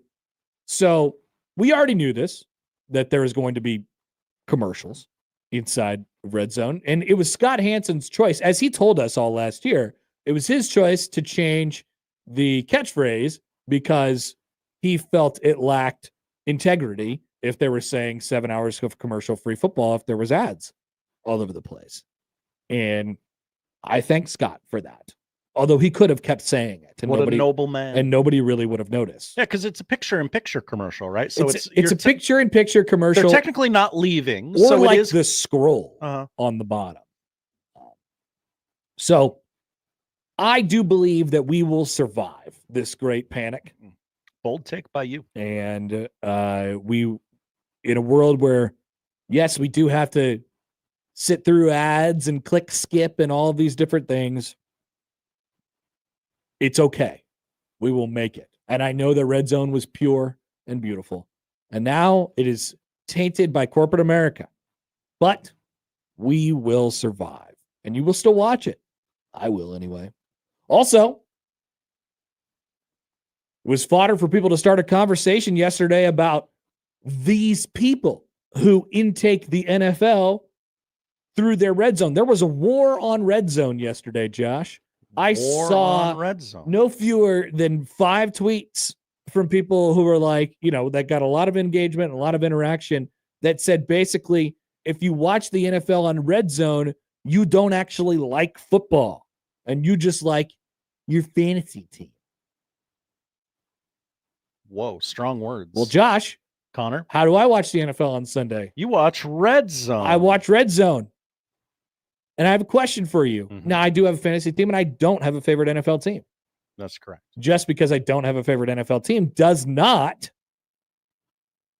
mean that I am a second-class citizen, Josh. It does not mean that I cannot root for football. I love football. I like watching football. I don't care who's playing. I think that, honestly, that is a more pure version of the sport. Just watching football for the love of the game? You guys are sitting there with your Packers gear on and your Chiefs hats and your whatever, your Wolf hats for the Chiefs. Are people doing that anymore? Probably not. I love that bank robber. You guys are all sitting there on Sundays rooting for your team. And I'm like, you know what? I'm just here for the game. I love football. And I like the way that football makes me feel. So if I didn't actually like football, then why would I play fantasy? And if I didn't actually like football, then why would I watch Red Zone? Why would I watch the NFL? I don't care about my friends. Those guys are idiots. Don't put it on the internet that I'm mad about this, Josh. But I felt attacked yesterday by the people who were saying that people who watch Red Zone don't actually like the NFL and don't actually like football. I love football, and I love the NFL. I also love basketball. I also love baseball. I also like tennis. Ping. Apparently, it's a new thing for me. I like the U.S. Open now. I watch golf 2 Sundays a year. That's great. Damn right. I like what I like. I like my calendar. I like my seasons. I like the nostalgia that it makes me feel based on things that I've experienced before in my life. I still like, driving up to Lincoln on a Saturday where you could see the downtown Lincoln skyline in the distance. That's still special to me. I like the way it makes me feel. I think it's completely bizarre that we talk enough about the NFL each and every week during the season, but we consume it almost exactly the opposite. You watch Red Zone and play fantasy football. I watch a single game and don't have time for dorky things. What do you think about the other football games then, Josh? What do I think about them? You have no opinions on them because you don't watch them. I'll watch them during the week. You don't. Yeah, you do that. That is kind of crazy.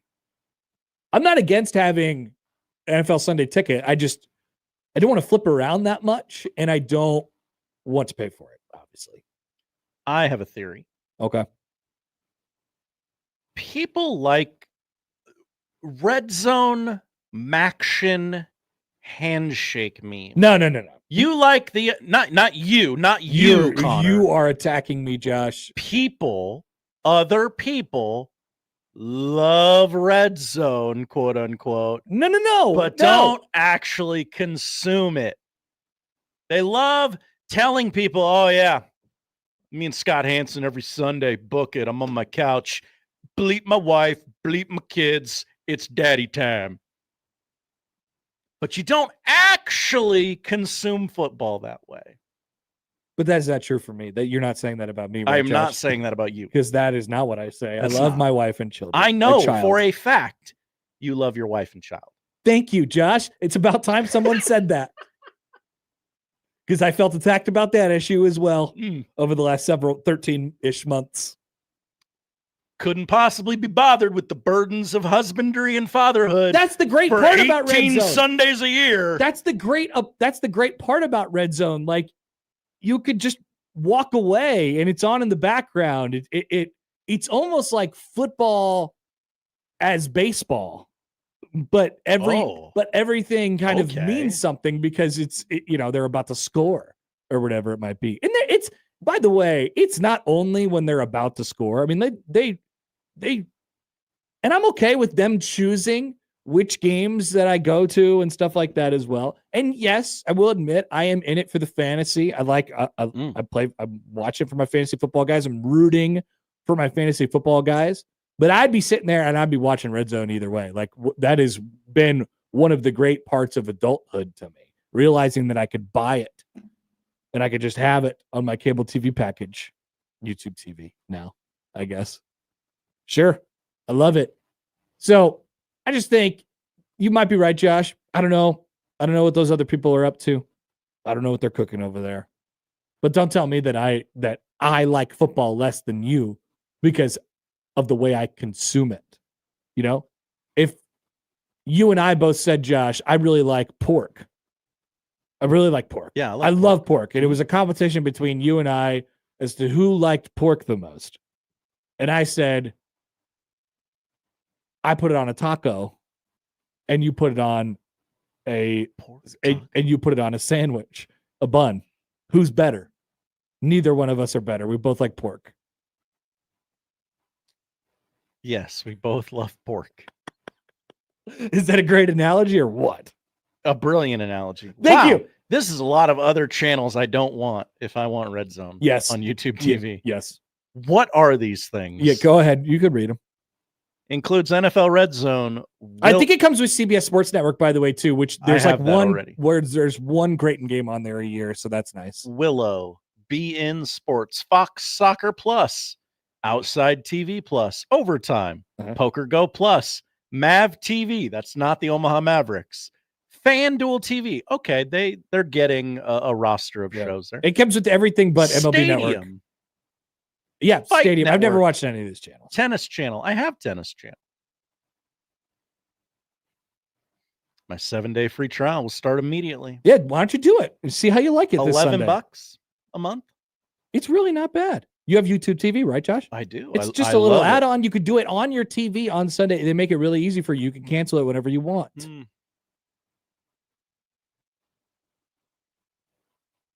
I might need to dabble. Check it out.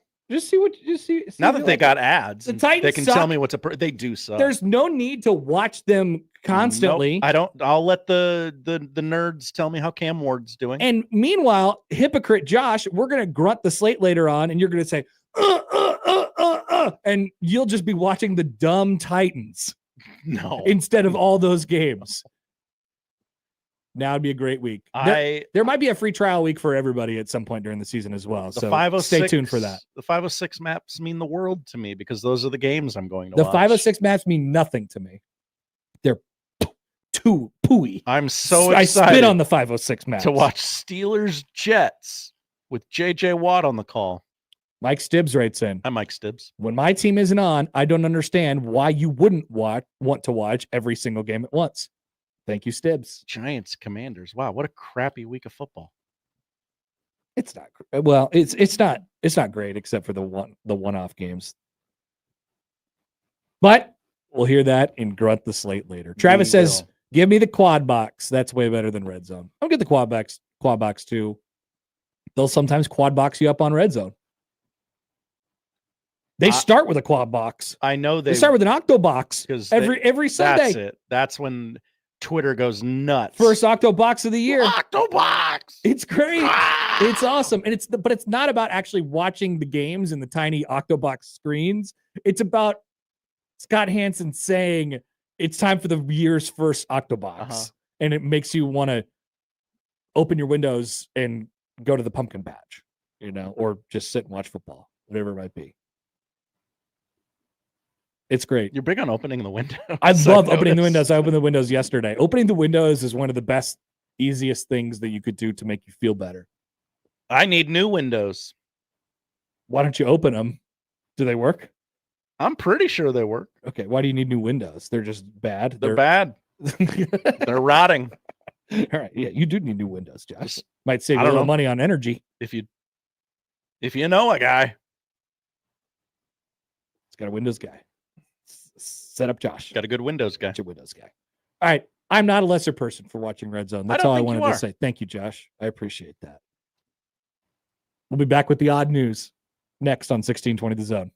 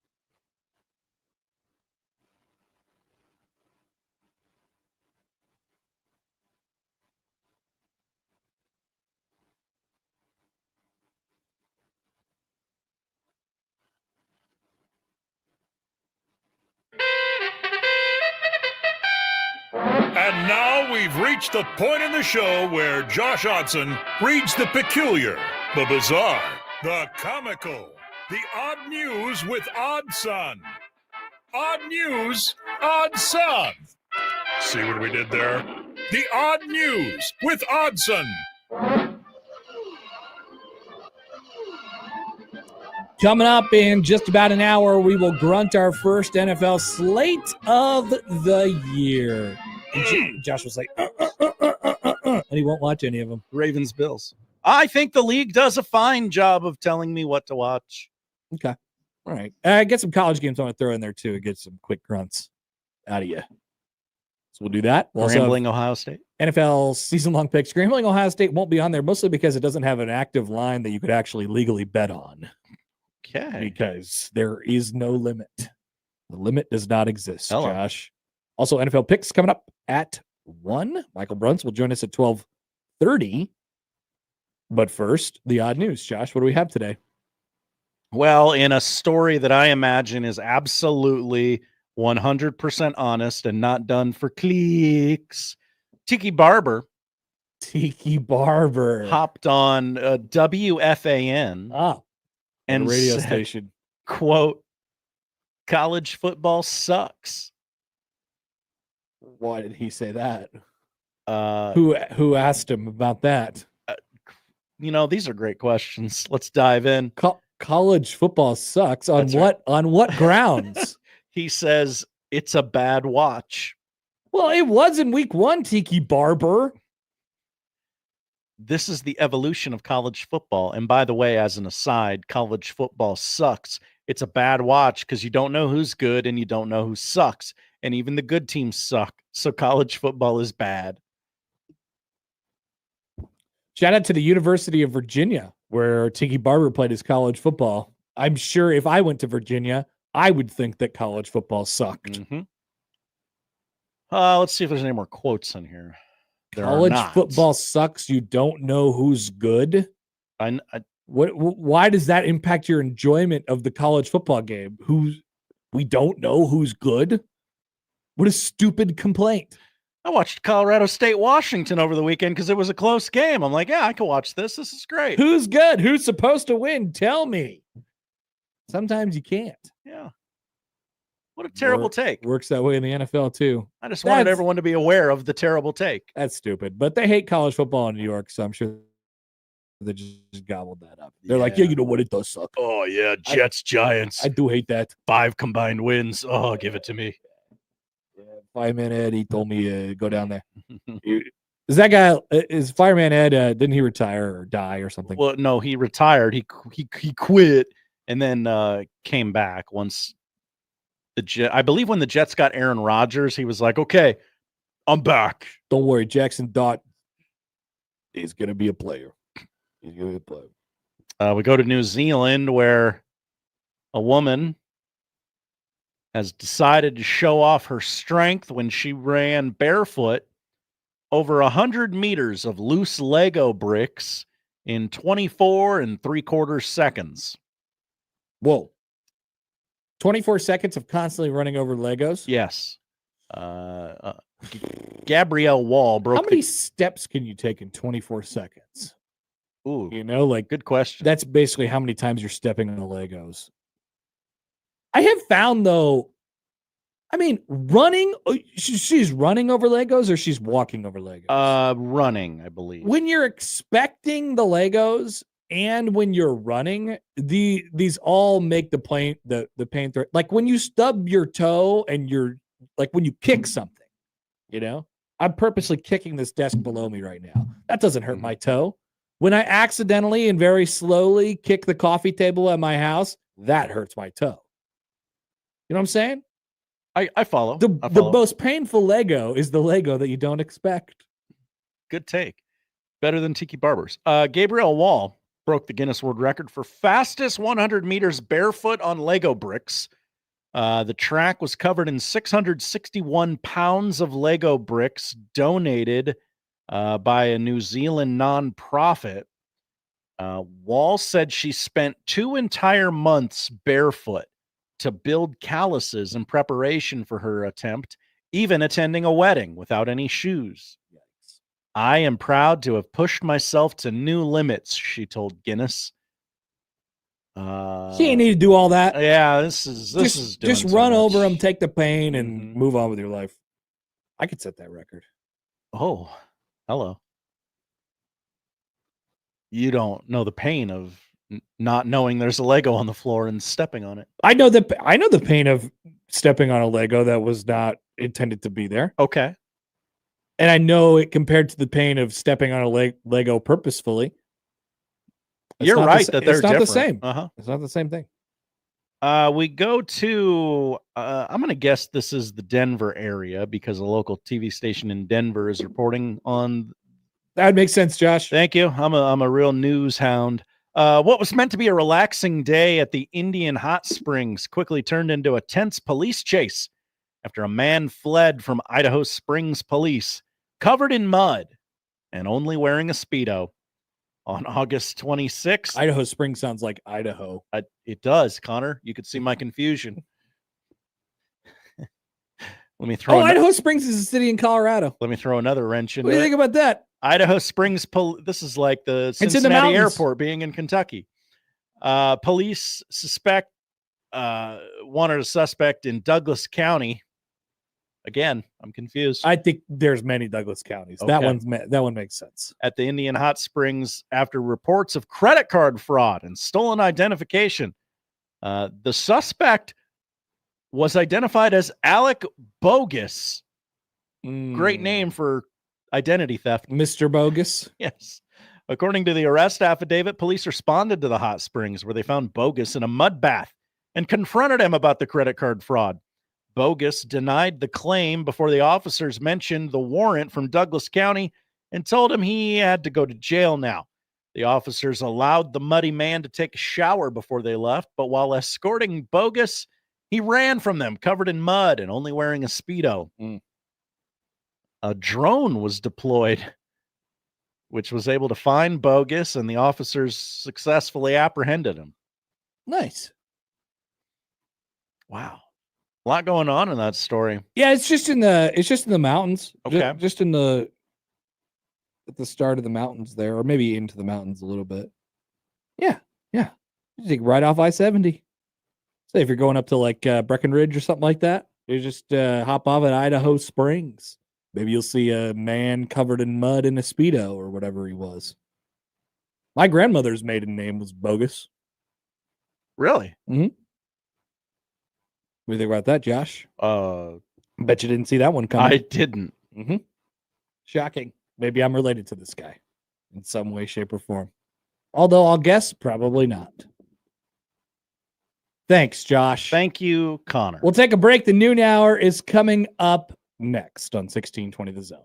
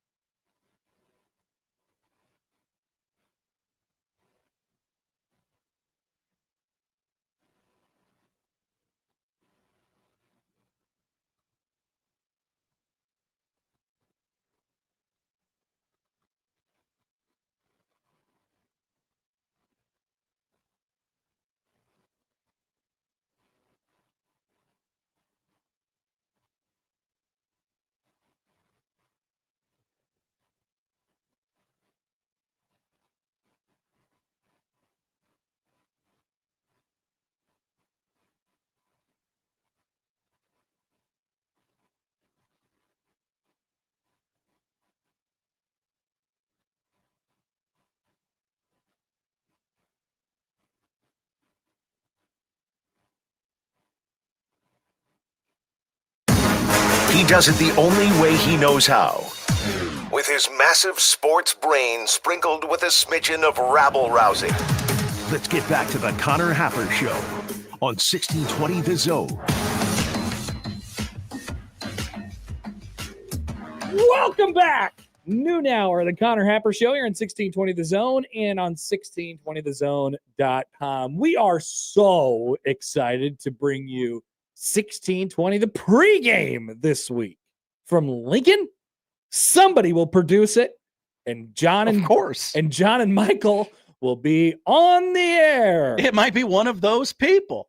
I'm sure that is actually very okay. It might be okay.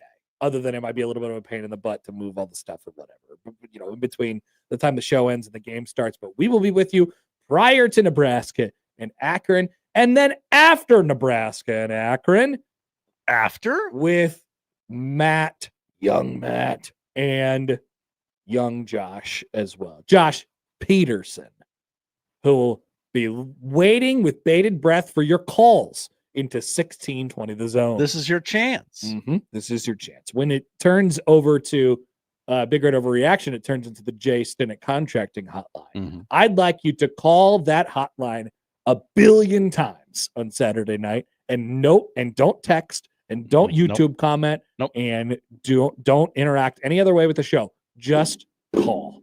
And pretend like this is the good old days. And if you're sitting in your car, you're at the office right now, you're like, gee, I don't know what I would say. Here's what you say. How you doing? Hi, how you doing? First of all, obviously. How you guys doing tonight? Second I'm of all, waiting for your answer before I say anything else. You just go, hey, Nebraska's 2-0. Josh, you said they'd suck. You know, I've been watching Husker football since 1968. Yes, I'm sorry. You got to start. I forgot the formatics. You know, I'm sorry. And I can recall a lot of years where they weren't 2-0. What do you think about that?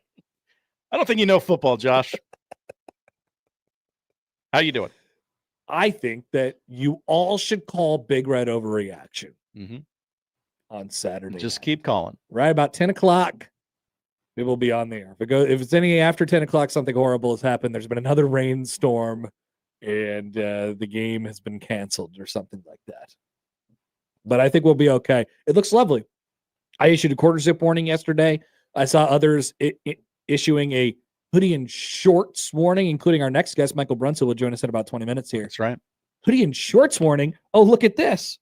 What's Connor Happer wearing today? But a hoodie and short. Whoa. Showing some leg here on the stream. Wow. You like that? TV 14. I can't get my leg up quite as high as I used to. I need help from my arms. Hoodie and kind of a quarter zip at the same time. I was wondering which it actually was. Yeah. Short. Whoa, hey, careful. I'm going to start mooning people, Josh. Give me some good screenshots. We've lost the art of mooning. We established that last week. We have. Hoof Hearted writes in on YouTube. Hi, Hoof. Young Josh. Josh is famously old. There was a time where Josh was a young man. He was the baby of the station. Yep. Now the station was better then. You remember when it was your favorite hosts? Yeah, with your other favorite hosts. With your other favorite hosts doing your favorite sports talk shows? Not anymore. Now we suck. Yeah. But we still love it. Josh used to be the young man, and now he's an old gray lady. Black Cat says Matt will stay up till 5 a.m. taking calls if the sports schedule allows. I appreciate that about Matt. I didn't listen to any of the after the fourth quarter of Big Red Overreaction on Thursday night. But I heard Matt was just constantly taking calls. Yes. and wouldn't stop. Gonna have to tell Peterman to cut Josh off at a certain point. And because when we walked in the TikTok house, you guys were like, oh, we just got off the air. I'm like, whoa. That was like 45 minutes ago. It was. It took us a few minutes to pack up and then 30 to get home. There were some takes injected. Oh, really? Where did you have any I takes? don't know. Maybe you could have just waited 5 hours and gave the take on the show that bears your name. Just save it. Some people like to talk. Oh, yeah. Some people like to say stuff. And Josh. that's good for the host of a talk show. It is. It is indeed. That's why we love young Matt. Mm-hmm. I know people are saying on the internet that Connor hates Matt. He does not hate You're Matt. hearing that a lot. Connor just gets annoyed by Matt sometimes because of all the talking. Message boards be popping. The message board says that I hate him, Josh. I don't hate Matt. I know you don't. I don't hate hardly anybody. I know what's in your heart. I don't think that I could name 4 people that I hate. Scott Frost. He has some good qualities. He's okay. I'm sure he's a fine young man. You know, Adolf had some good ideas. No. And Adolf doesn't count. He doesn't count. Okay. People just in my life. I'm a lover. Josh, I'm a lover. You know this. I love so much, Josh, that I got texted by his wife yesterday. Your wife texted me. My wife? Guess what it was? Yes. It was a picture of you falling asleep on the couch, adding it to my many pictures of you falling asleep on the couch. Let me tell you, I was out last night. We should actually put this up on the stream right now. Okay. So let me. This is great because she didn't tell me she did this. Yeah, it happened. We had a whole conversation about it. It was fun. So the picture is depicting Josh Hodson. He's clearly, I believe you were being asked at the time to help make dinner. That was what I was told. This is what sources are telling me. Okay. Sources are telling me that Josh was being asked to make dinner. Now I'm super intrigued because I do not remember this. I remember falling asleep at on the couch last night after we put the young child to bed. I don't remember falling asleep during dinner.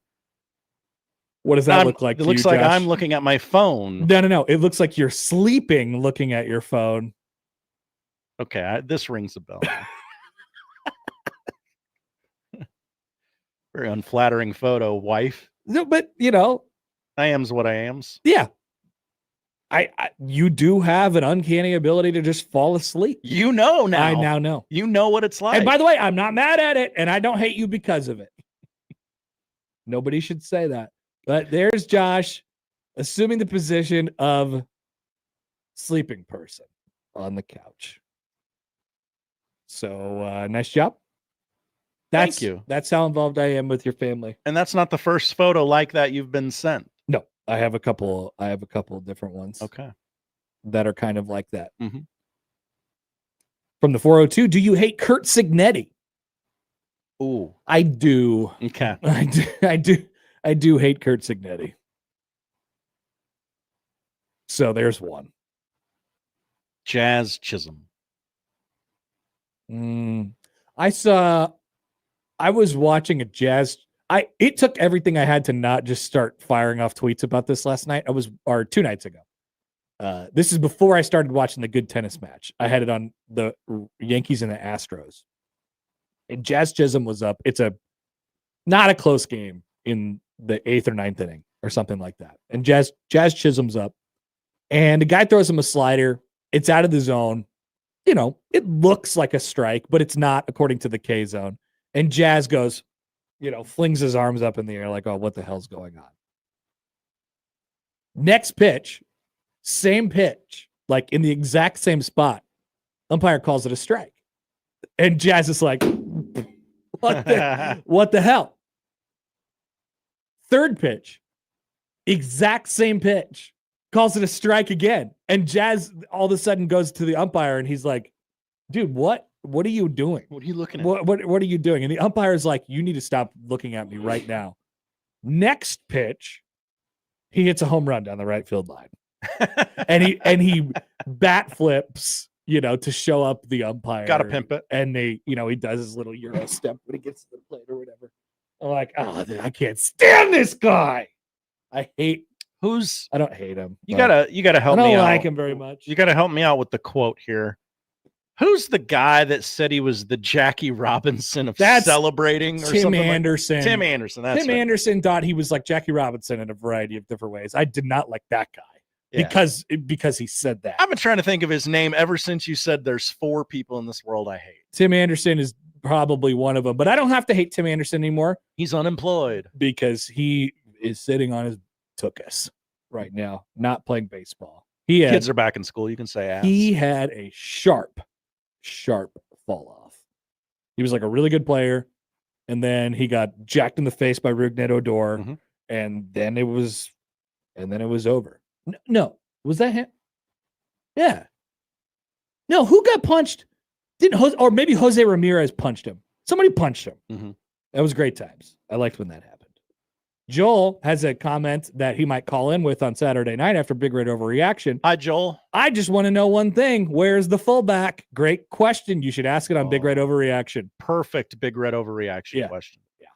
We really need to hit all the bullet points. Get Matt into the routine of Big Red Overreaction. Mm-hmm. I want him confused by what everyone's saying.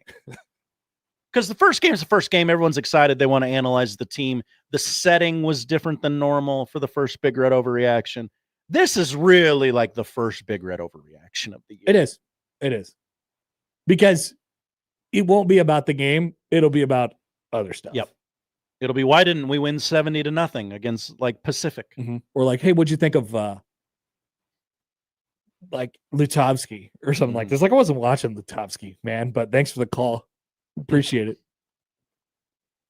You're like, what'd you think of this defensive lineman? I thought he was pretty good. It's like, really? You spent your time in the stadium watching one particular defensive lineman? What is wrong with you? I never understand how people watch football the way they do. Why didn't they throw deep to Heine?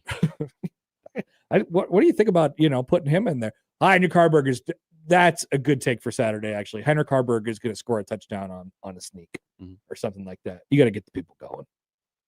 Baptism by Fire writes in. Hi, Baptism by Fire. Matt is already confused. What are you trying to do to him? Nothing. We're just trying to get him indoctrinated into the culture of Big Red Overreaction. That's all. The sooner he learns, the better. Does Nebraska have any game changers on their roster? By the way, Matt Rule's talking right now, and he says he's wearing a funny hoodie, and he says Gunnar Gatula is going to start at left tackle. So there's the update for you. Akron runs as creative of an offense as you will ever see.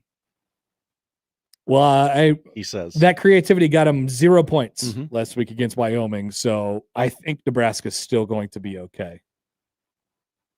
My personal opinion. But if they allow any points, people will call into Big Red Overreaction and say they allowed points to them. How dare they? Which, looking forward to that. Does Nebraska have any game changers on their roster? Because I was thinking about this, like I said earlier, when the scouts at the game on Thursday were in Kansas City, and they were there to not watch Nebraska players. They were there to watch Joe Royer, who didn't really do anything during the game, Sorsby, and then Dante Corleone on the defensive line for Cincinnati. Not to say that Nebraska doesn't have any NFL players. They will, certainly out of this roster. But one thing that this week has convinced me of, the first game has convinced me of, it has convinced me that Dylan Raiola is pretty clearly not only Nebraska's most important player because he's the quarterback, but if you take the sort of like importance level out of it and the wins above, like all that, you just say like, who's your best player? Nebraska's best player is Dylan Raiola. Yeah. Think about it. Think about our complaints from this week. I don't have many complaints about Dylan. I thought Dylan looked generally pretty comfortable. Now, we'll see whether he's taken the step that Nebraska needs him to take. I don't know that you could be sure about that yet. But, Dana Holgerson's been around a lot of quarterbacks in his day. And he oftentimes talks about how much, leeway they give Dylan to make decisions, make checks at the line of scrimmage. Yeah, sometimes he gets them wrong, like on the 4th and 2. But they give him a lot of trust. They give him a lot of the reins on offense. That on top of him being a pretty dang good quarterback, and then combined with the lack of, I think, what Nebraska has everywhere else in terms of game-changing type of players. I think Dane Key and Isaiah Hunter and Ja'Cory Barney are all really good, But the thing that bothers me, just to go back to this topic that triggered me yesterday, nobody is making game-changing plays. I would love for Emmett Johnson to be able to do that. I just haven't seen it much throughout his career. Key has always struck me from his time as Kentucky and now his one game in Nebraska as a really steady and reliable target. And a guy that you could maybe throw the ball in the area of and he can go make a play. Is he a game changer in that category? Maybe Hunter. Hunter going up and getting that ball in the end zone and tapping the foot down. I mean, that's a big boy type of play right there. It is, yeah. That's one of the best touchdown catches a Nebraska receiver has had in a while. That was a great play. So maybe you can make a case that Hunter is that. Or that on the defensive side, Vincent Shavers is that, or that Williams Winery will develop into that, or that Sierra Wright is becoming that at the moment. But those guys change games. They not only make the plays that are required of them, and I thought they did that adequately on Thursday, all of them, all those guys that I just mentioned. But they change games with extra, with more. I've said for a while that Nebraska is getting to the point, and I believe that they're at the point where, their standard play can be trusted to be out there pretty consistently. I think they're a solid team. When you go to the next level, when you're talking about beating teams you're not supposed to, when you talk about winning games in the fourth quarter, you have to go. It's got to be more on top of that. Special teams being good instead of just a net zero. And guys making picks like Malcolm Hartzog did. I don't think Malcolm Hartzog's like a game-changing player, but he made a game-changing play, obviously, in that game. So I sort of was just thinking about that, and that's maybe making too many assumptions off of the first game. But I still look around and I still see, I don't know that I see that yet with this group, which they can win 8 games without having game-breaking type of plays and players. They can win a lot of games the way that they did on Thursday. They did, but they didn't do anything. Did they do anything special on Thursday? No. We were like, damn, that was special. That's going to be, that really shined. I would focus on the one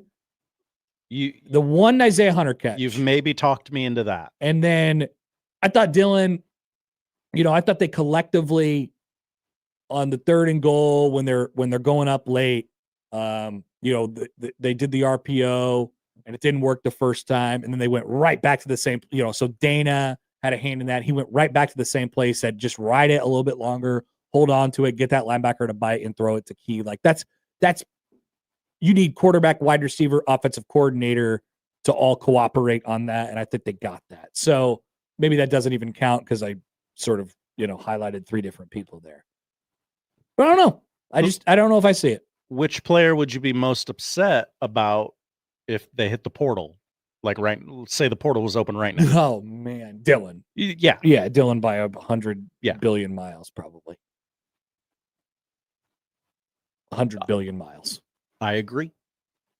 So that's why I would land on Dylan being the most game-changing player the team has right now. Somebody asked me, this is probably for the podcast, maybe we'll answer it on the podcast, but it was Curtis, who's a listener of the show, so maybe he's listening right now.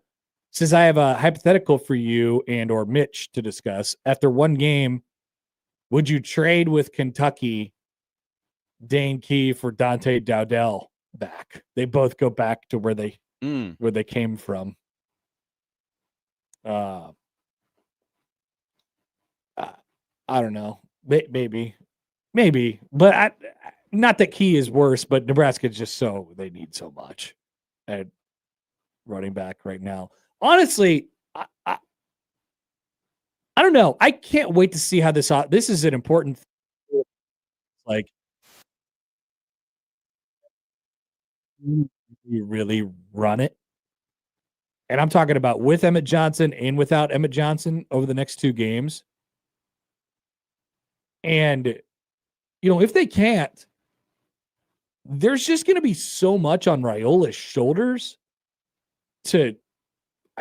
they're going to end up throwing the ball quite a bit this year. Because I like those 2 playmakers, and the 3, I should mention. We always forget about Barney. Those 3 playmakers that they have on the edge. Like, there's a world the running game doesn't get off the ground in the next 2 weeks, and they end up chucking the thing around. And I don't know if that would be a bad thing. That might be their best way to win football games, but they have a lot to prove in the run game over the next 2 weeks, even though they're against horrible, no good opponents. Here's Jeff on the text line. But Hap, Rule said all season the running back room was good. Yeah. Rule also went out and tried to get a running back and didn't get him. So I don't know. You tell me if you thought if he actually thought that it was like really, really good. You know, you could usually tell in how they act and not necessarily in what they say. Anything else from Rule that you're watching this closer than I am, Josh? I am. I had one. Let me. This is from the tweets of Mitch Sherman. Mitch, I know that guy. It's not like it's dollar beer night, right? Nebraska coach Matt Rule says he doesn't expect an unruly crowd or anything different than the normal environment for a night game at Memorial Stadium because it's the first game there with alcohol sales. Wait, somebody asked him about this? Somebody asked him about booze? Yeah, I guarantee Sean asked him about it. Get the booze. If it's any better, Give me he the booze, joked, McMuffin. then I'll buy the beer. So there's your I'll challenge. bring the beers. There's your challenge, I'll bring Nebraska. the beers. I'll see you at the pearly gates. I'll bring the beers. I'll bring the beers. What's that movie? Mr. Deeds. Yeah. Mr. Deeds. So Matt Rule's going to buy the beers if you guys can get hyped. I'll bring the beers. Also, how about Dollar Beer Night? Is Dollar Beer Night going to take off at Nebraska? This would be the night to do it, or maybe Houston Christian next week. That's a concession stand menu board I would love to see a picture of. Get Steve Lavin in here. That's what he should do. He should go to football stadiums before basketball season starts. Dollar Beer Night at a football game would be absolute chaos. And it would. And honestly, we should probably, and it should be illegal. Danger. It should be illegal to sell beers to 80,000 people for $1. Maybe it is. I don't know. It would be a bad idea. It feels like it should be, right? It'd be a horrible idea. And, you know, Nebraska likes to act like they don't have any money, so they need the money. So, yeah, that's good that they're so big. I'm glad that question was asked. Hey, first game with alcohol being sold to the general public. What do you, the football coach, think? What kind of impact might that have on your football team? I don't know. What a great question. I'll address this on my podcast next week. Are they going to have pizza? Like a pizza party. Yeah, so I saw this this jersey hoodie situation he's got going on right now. Big Adidas honk, Matt Rule. Apparently you can buy it for $120 on the Adidas website.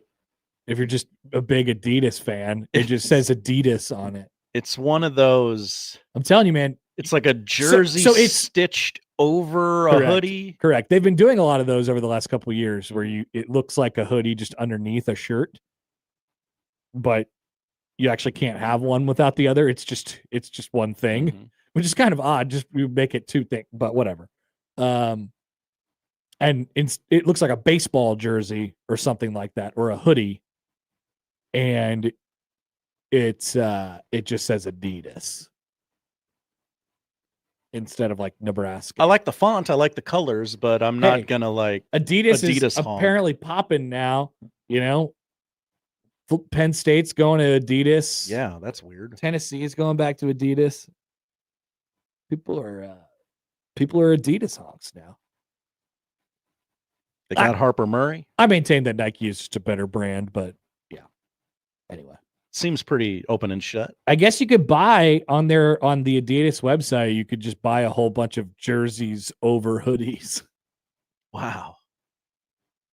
A lot of people in the chat calling them Judies. Judy. Like Judy. Yeah. A Judy. Interesting. Would you like to wear a Judy, Josh?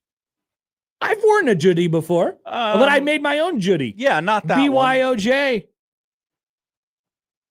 I just literally put on a hoodie and then threw out a baseball jersey over the top of it. I've done that sometimes at like early season Omaha Storm Chasers games. I'm okay with the Judy. I don't know if that I would buy it like that, though. That's the problem. You want the freedom to. Yeah. I want to wear the hoodie as a hoodie, Mhm. and also wear the jersey as a jersey if the weather dictates that. All right, good fashion corner, everybody. Michael Bruntz, assuming the Matt Rule is done. Yeah. But when is he ever done? He's always He's got to go film another episode of House Rules. So we'll see if he's done. And if he is, then Michael Bruntz will join us on the other side on 1620 The Zone.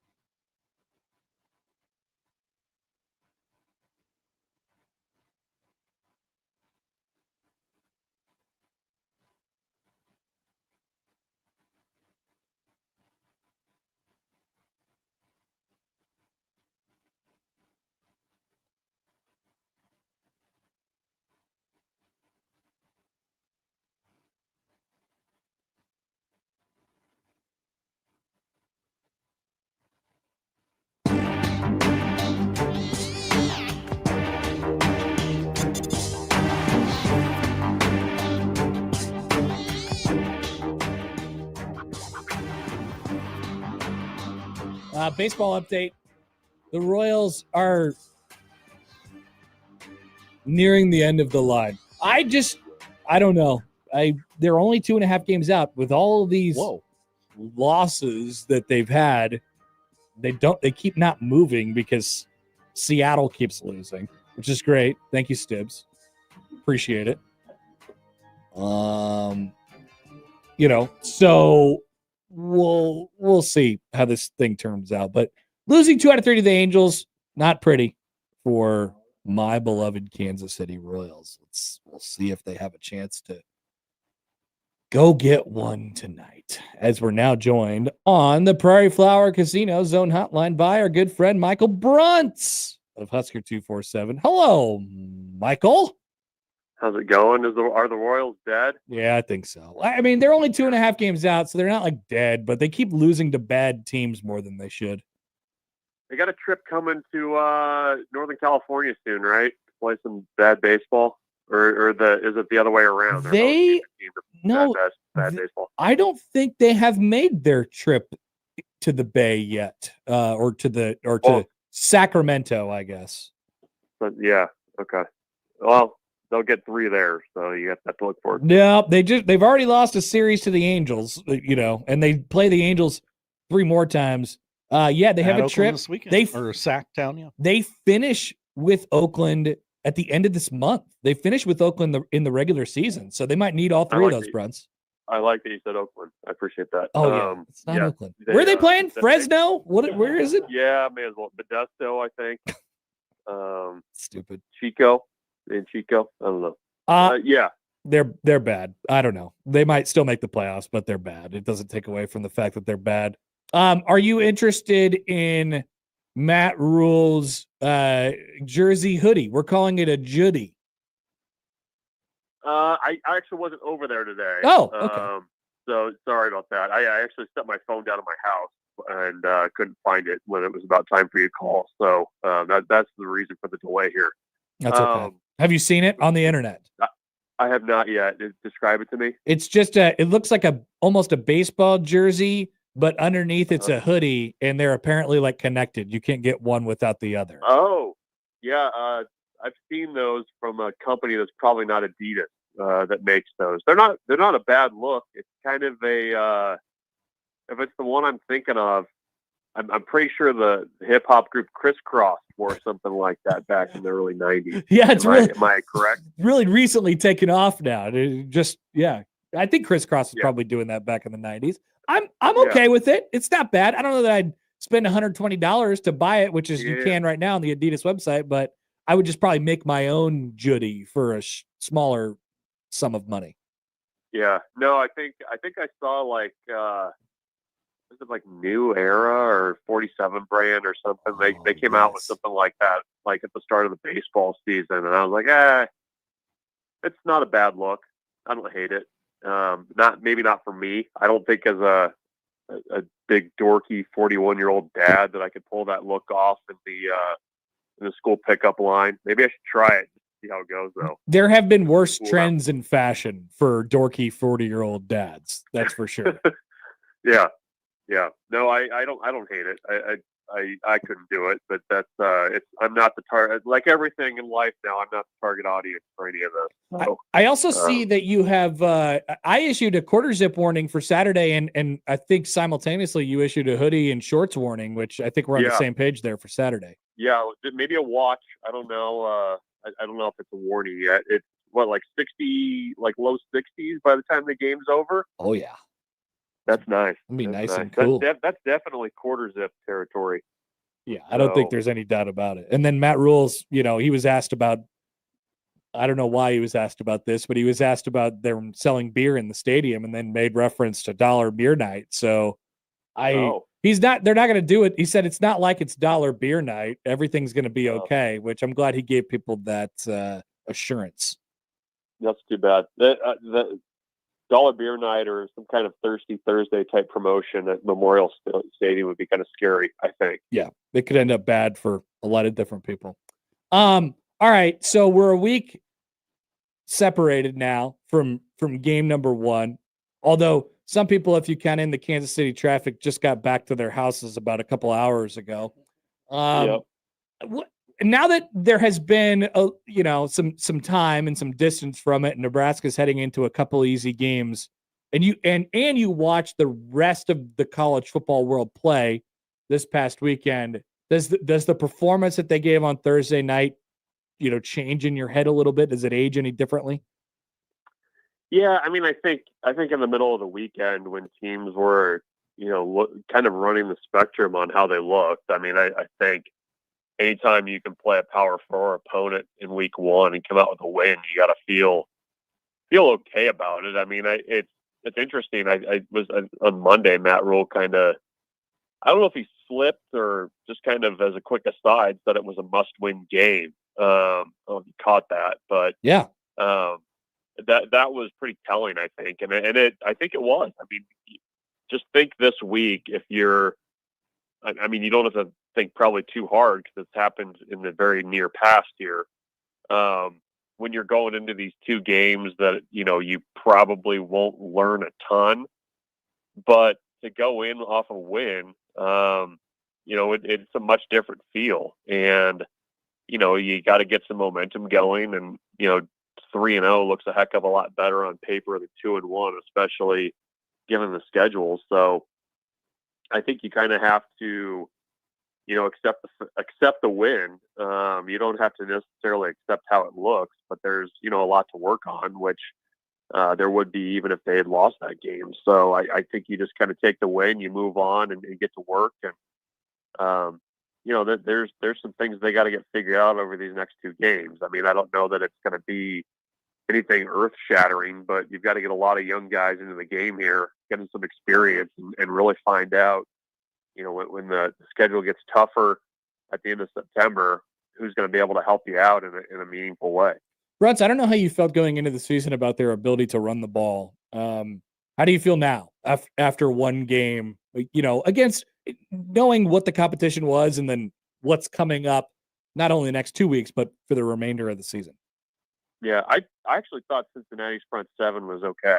Like I didn't during that game think that, they were pushovers by any means. And I think when you kind of dig into where Nebraska was trying to run the ball, I mean, they were making a concerted effort to run it in the middle of that line. And I think they did a fairly good job of it. I think you'd like to see a little bit more, certainly, a few more big runs if you could. But, I mean, the question mark is what do you have at running back? What's the depth there? Because Emmett Johnson was great in that game. You hope that you don't have to see a ton of him over the next 2 weeks, and you figure out what you got with Mosey and Ives and Nelson and who can help you, and if there's actually some kind of depth there that you can rely on. And I think it was tough because it was going to be an Emmett Johnson game going in. I think I think you still have some questions just based on how little we've seen about what you actually have there when the lights come on. I mean, I think it's one thing to do it in practice, another thing to do it when it matters. And, that I think is going to be a really important question in terms of the how are they able to run the ball, how can they, that kind of thing going forward. But I thought they did okay. I mean, I think it was a good start. Against I think a Cincinnati front 7 it's actually pretty good. What do the next couple of weeks have to look like for not only, I mean, you start with Dylan Raiola, but for the offense in general, like where do we need to see it be more crisp in order for you to feel good going into Michigan? Would you accept good efficiency, but with more splash plays? Is that kind of what we're looking at here? Yeah, I think so. That's a good way to put it. I think you're probably not going to get the completion percentage as high as it was against Cincinnati, just because that's what the game dictated. But you'd like to see if Key and Hunter and Barney, if that group is better than what you had last season when they really struggled to generate big plays. I mean, I think just kind of in watching that game back a little bit, it felt like there was some one-on-one wins going on when they had the opportunity to do so from the wide receiver spot. I think over the next couple weeks, you also need to kind of get an answer for how you're going to replace Janiri and Bonner. I mean, I don't think that's just a one person fix. And, you know, is it going to be Carter Nelson? Is it going to be Heiner Carberg? Is Mosey going to get into that mix as well? I mean, that's a question they've got to get figured out, because he really was a pretty unique player, or is a unique player in that offense, not was. And, you know, I think you got to get that figured out, because I think they had big plans for him and what he could do. And you know, maybe Carter Nelson could slide in there, but I think you just want to see a little bit more explosiveness from the offense, to where you're not having to just grind out these 10 and 12 play drives, because we've seen, you know, the effectiveness of that over the last couple of years. You just got to get big plays to make it easier on yourself. All right, Bruntz. Looking forward to seeing you Saturday. We'll see you in a couple days. Yeah, we'll be drinking coffee at night game again. Oh, that's right. Maybe what'd you think of that coffee, by the way, at Arrowhead? It was Chiefs coffee. I was concerned that it was laced with something, because they knew I was there, but it was good. The spread there was pretty good overall. I was pretty pleased with it. Did you go for the chicken strips at like 9:30? No, I was working hard to keep myself away from the Reese's Pieces dispenser. Yes, because I was just like guzzling those things. I unfortunately in the middle dabbled of in the an second entire cup of Skittles on my walk over to the tailgate afterwards, so that was a mistake. Yeah. It was a nice perk, but you had to show a little bit of self-control there. Yeah, looking forward to getting back in the friendly confines on Saturday night. Thanks, Bruntz. See you later. Yep, you see that. Michael Bruntz, Husker 247. When we return, we will grunt the first NFL slate of the year. I will also throw a handful of college games at Josh for him to grunt as well. Oh, folks, we're doing it. Get ready. Kenneth, where are you at? All my grunting people, the fans of the grunt. Last couple weeks were a slow, almost a couple preseason games. We have an NFL slate. Grunt the slate is next on 1620 The Zone. The Connor Happer Show. Who's pitching tonight? You Darvish, having a great year. The Connor Happer Show. I know about that guy. On 1620 The Zone. What a mess.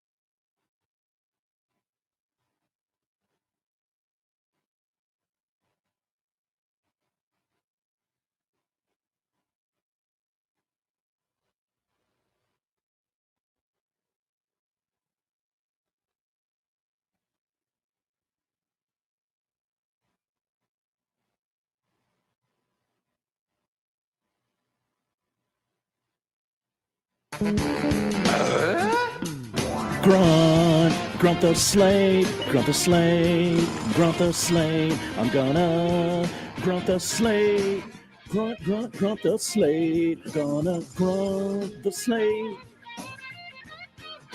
Do-do-do-do-do-do. Grunt the slate, grunt the slate. Grunt the slate. Grunt the slate. It's time to grunt the slate, the first NFL slate of the year, and we grunt every single game. All the people who do radio shows, they say, what's this week's slate look like? I give it an A or a B or a C. We look at every game and we say, or stuff like that. It's all up to Josh, and he doesn't know what I'm about to say in any given moment. These are guttural reactions to football games based upon watchability. I honestly don't even look at the schedule anymore because it's more fun to grunt, to just grunt as you go. Yeah. I'm sure many people see games now and they're like, ugh. If we could get the entire population to just start grunting when they see games, then we will have done our job. That's right. People are doing it in their car. They're playing along, and we love to see it. Let's start off with a handful of college games. College games. I want to throw a couple at you, Josh. Okay. Just see how these hit you. Let's start 11 a.m. Saturday. Ooh. Illinois at Duke. Also 11 a.m. Saturday, Iowa at Iowa State. It might be one of the best games of the week. Yeah, it's good. 2:30 Saturday. This comes with a little pre-drama. Oklahoma State at Oregon. And a local flair. Oregon's going to win by 500, but maybe it gets spicy or something like that. In Zane Flores. And you can listen to it on 1620 The Zone until Oregon wins by 500. Yeah. 6:30 Saturday night, Michigan and Oklahoma. Oh! All right. Okay, he likes that one. And 6:45 Saturday night. This is a special one, Josh. Oh. 6:45 Saturday evening. That's a weird start time. Maybe you'll be watching Michigan and Oklahoma because you just gave it a really nice grunt there. But can I interest you in UL Monroe at Alabama? Oh. I give that a little. In a game where Alabama has to show their fan base, no, everything's fine. They have to win 800-0. Yeah, I don't know what the spread is. I would take Alabama. Maybe. Unless they're actually broken. Maybe they just stink. Yes. Text from the 402, by the way. Why does the Oklahoma State-Oregon game kind of spicy? Well, did you see Dan Lanning and Gundy were the nipples? Yeah, they were the nipples, the money. They were throwing barbs at each other about the money that they're spending or not spending. Dan Lanning is right, by the way. Mm-hmm. And Dan Lanning is always good for a very, very good quote. And we love Dan Lanning for that. They do it for clicks. To the NFL, a full slate of games. Everybody's playing. We begin tonight on NBC/Peacock from Lincoln Financial Field. Cowboys and Eagles. I agree with you. It's just not that fun. The Cowboys are a bad vibes team. I'm totally sick of the Eagles too. Yeah. They're just the slow moving barge of the NFL, and I don't want to watch them do tush pushes over and over again. They're not that fun. They're not that exciting. They're very good, but yeah, they're great. Yeah, but I'm sick of them. Are the Eagles a good watch? No, they're a horrible watch. Tell Tiki Barber I think the Eagles are a bad watch. Yeah, the best team in the NFL, your God-sent league, and the best team representing it is actually a horrible watch. Mm-hmm. Well, you don't know who's good and who's bad. Get over it. This is not that fun of a Thursday night opener for me. No. Correct. Not at all. Tomorrow, Chiefs and Chargers in the NFL Sao Paulo game at Corinthians Arena in Sao Paulo. I got to look at my grunts here. What do I got? You could just you could manual grunt this, Josh. Guys, Oh, Jays win. This would be more of a grunt. Three. Or yeah, okay, there you go, Connor. So you're that excited for this? It's an interesting matchup. A lot of people who I'm sick of hearing say, "Oh, I think the year Jim Harbaugh finally done it. I think the year the Chiefs don't win the division." It's in Brazil. This is just going to be a weird game. There's going to be a lot of talk on Twitter about the YouTube streamers who are hosting this game. What? Have you turned on your YouTube TV, Connor? No. Have you seen all the channels dedicated to this game? No. All the YouTubers I've never heard of hosting a version of this game? Give me a break with that crap. Hey, I Show Speed just dipped Kevin Hart in tomato sauce while Patrick Mahomes threw a 40-yard slant to Travis Kelce. I'm here to watch football. I want to see if the Chiefs are going to get a little bit more explosive on offense. I want to see if Justin Herbert rises to the occasion. You can't tell anything from this game. It's in Brazil. Marion Hampton. Lad McConkey. All them boys. I don't know. Maybe the Chargers win. Who knows? But that's not what this segment is for. It's not for predicting. It's for grunting. Imagine not knowing this game was in Brazil. Some people don't. Some people host daily radio shows on national television and don't know. Sunday noon slate. Bucks Falcons. Ooh, kind of a sneaky and boring game. Ooh. Sunday noon Bengals Browns. Sunday noon, Dolphins, Colts. Sunday noon, Raiders, Patriots. Sunday noon, Cardinals, Saints.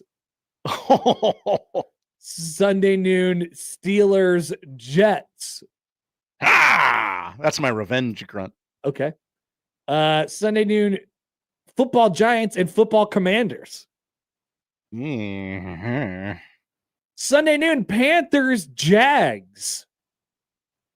Oh, God. Careful. I don't know what that was. That good or bad? That was bad. Okay. Good. Also, I forgot we do every NFL game. We do every NFL game. Sunday 3, Titans, Broncos. Sunday 3, Niners, Seahawks. Oh, I got a little something.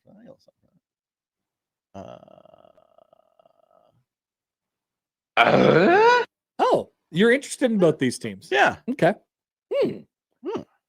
Sunday 3:25, Lions, Packers. Oh. Sunday 3:25, Texans, Rams. Okay. Sunday Night Football on NBC. This game got the greatest grunt of all time not very long ago.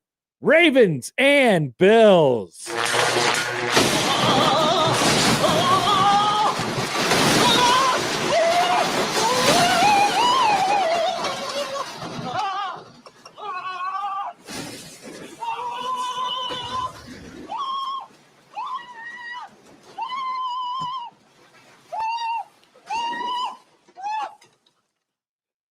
All right.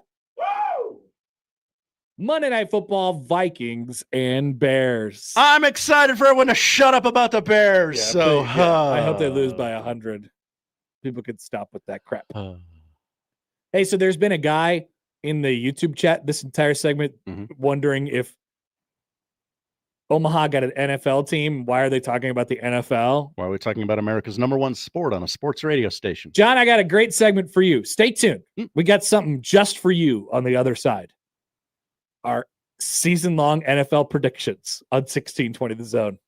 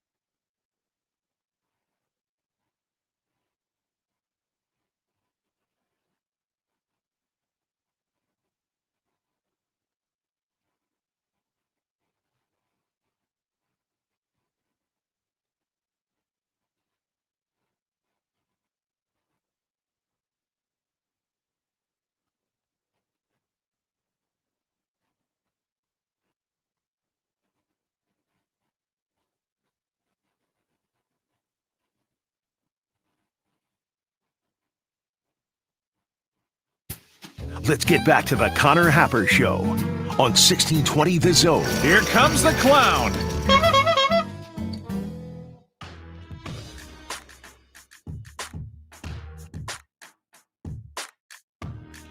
A text from the 757. Hi, 757. Where's that out of curiosity? Virginia. Hi, Tiki Barber. Just got offered box seats to the Jags game on Sunday, and I lied to the guy and said I had a bunch of yard work to do. Oh, no. What? Jags are going to be bad this year. You don't want to go see Bryce Young and them boys? Tetsuroa McMillan? Chuba Hubbard? Things of that nature? What's the line on that game? Panthers plus 3.5, huh? Plus 3.5. Hmm. Very interesting. I could use a sandwich. Are you on the Liam Cohen hype train, Josh? I don't know what that is. He is the coach of the Jacksonville Jaguars. Oh no. Yeah, remember the guy who says, Duval? Oh, that's right. Yeah. That's right. Yep. Wow. Trevor Lawrence era is going to end. Oh, whoa, what a prediction. That's our first NFL prediction of the year. Nice job, Josh. This is the NFL prediction segment after all. We need all your predictions. Somebody call into the show, text into the show, YouTube comment into the show, email in the Equitable Bank inbox into the show. Predictions. Predict stuff for the NFL. Josh says the Trevor Lawrence era is going to end. Now, he might be their quarterback next year, but sort of one of those like, okay. You know he's not good. This marriage is over. All right. So here's how we're going to do it. We're not going to pick the individual division winners one by one. We're just going to tell you stuff that we feel. I've come up with a list of, let's see, 1, 2, 3, 4, 5, 6, 7 things that 7. I feel not necessarily passionate about, but I like, You cautiously subscribe to? Yes. And then we're going to pick a Super Bowl. And then we'll do the Super Bowl part last. And then I'm going to grab a random NFL power ranking done by somebody over the last 48 hours. And then we're going to take the top 5 to 7 teams and say whether we're buying them or selling them for where they're at. All right. Okay. I haven't even looked at said power ranking yet because I don't even know where it's going to come from. I'm just going to type in NFL power rankings and see what happens. Okay. Looks like CBS Sports is going to Hello. be the one. So congratulations to CBS Sports. I gave you a click. All right. I got one. These are in no specific order. No order in which I feel most passionate about or anything like that. Here's just some stuff. You could follow along if you'd like. I have it written down. We'll go back and address these at the end of the season. First one right out of the gate. Plus 110, depending on what sports book you're looking at. These specific odds are indeed from FanDuel, just so you know. Plus 110, the Denver Broncos to miss the playoffs. Oh, no, Stibbs, cover your ears. I found it interesting that I could get plus money on the Broncos to miss the playoffs. Okay, 1, 2, 3, 7. 7? It's 7, right? I have 7 things. You don't have to have 7 things. But no, 7 teams make the playoffs, right? Oh, yeah, 7 teams make the playoffs. That's so stupid. Mm-hmm. Be 6 or 8. Preferably 6, but you want that, so you have them to make the playoffs? No, I'm 1, 2, 3, 4, 5, 6. What are you counting? Teams I think are going to be in the playoffs. Okay. And we're the Broncos. Yeah, I like taking a flyer on that. I'm sorry, Stibbs. Wow, that was a good grunt there. Here's what it sounded like. Didn't seem like you liked that pick very much. Josh? I didn't like my delivery of my reaction to it. Denver to miss the playoffs plus 110. Let's get a comment from Mike Stibbs. Okay. Hi, Stibbs. If you hate losing money, go for it, Connor. What has ever gone wrong when Stibbs is high on one of his favorite teams? It's not like the Mariners have ever hurt him. Yeah, it's not like the Mariners had a gigantic lead and have been one of the most fun stories in baseball. And have now crapped it all down their legs in the span of 3 weeks. All that fun this summer for nothing. Maybe. We'll see. Would you like to offer a prediction, Josh? I have one. Predict, Josh. Now it's minus 105, but okay, that's fine. You can do minus. Are we playing to win or are we playing to make a bunch of money? Oh, just pick it. Dolphins, Browns, Saints, and Titans to each miss the playoffs.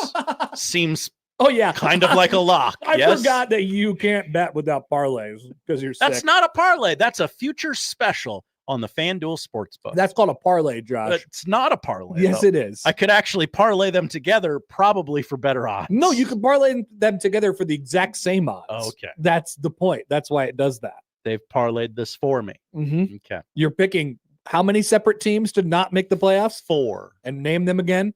Dolphins, Browns, Saints, and Titans. Okay. I like your odds on 3 of them. We'll see what happens with the Finns. Oh, please. I mean, I don't think they're going to be very good. And they honestly, don't have a defense. I don't think Mike McD probably survives the season. That is one of my predictions. Oh, really? First coach fired? Yeah, sure. Why not? Nice. I wonder what the odds are on that. I'm not sure. All right. So congrats on your giant parlay to start things off, Josh. I like it. I like where you're headed. All right. What do you think about? No, I just parlayed them all together on the FanDuel Sportsbook. It's plus 102. Okay. So they're screwing you. Wow, in the they really specials. are. Thank you, Josh. We are on your side. Thank you. We're basically the Mike McKnight of sportsbooks. He's a Hall of Famer at this point. Prediction number 2 for me. You ready for this one? This one's my spiciest. Ooh. I think. Okay. Because I don't know that anybody feels this way about this. The New York Football Giants over 5.5 wins. Whoa, you love Jackson Fart. Jackson Fart might not even be the quarterback he will be at some point this year. They like Jackson Fart. Here's the thing.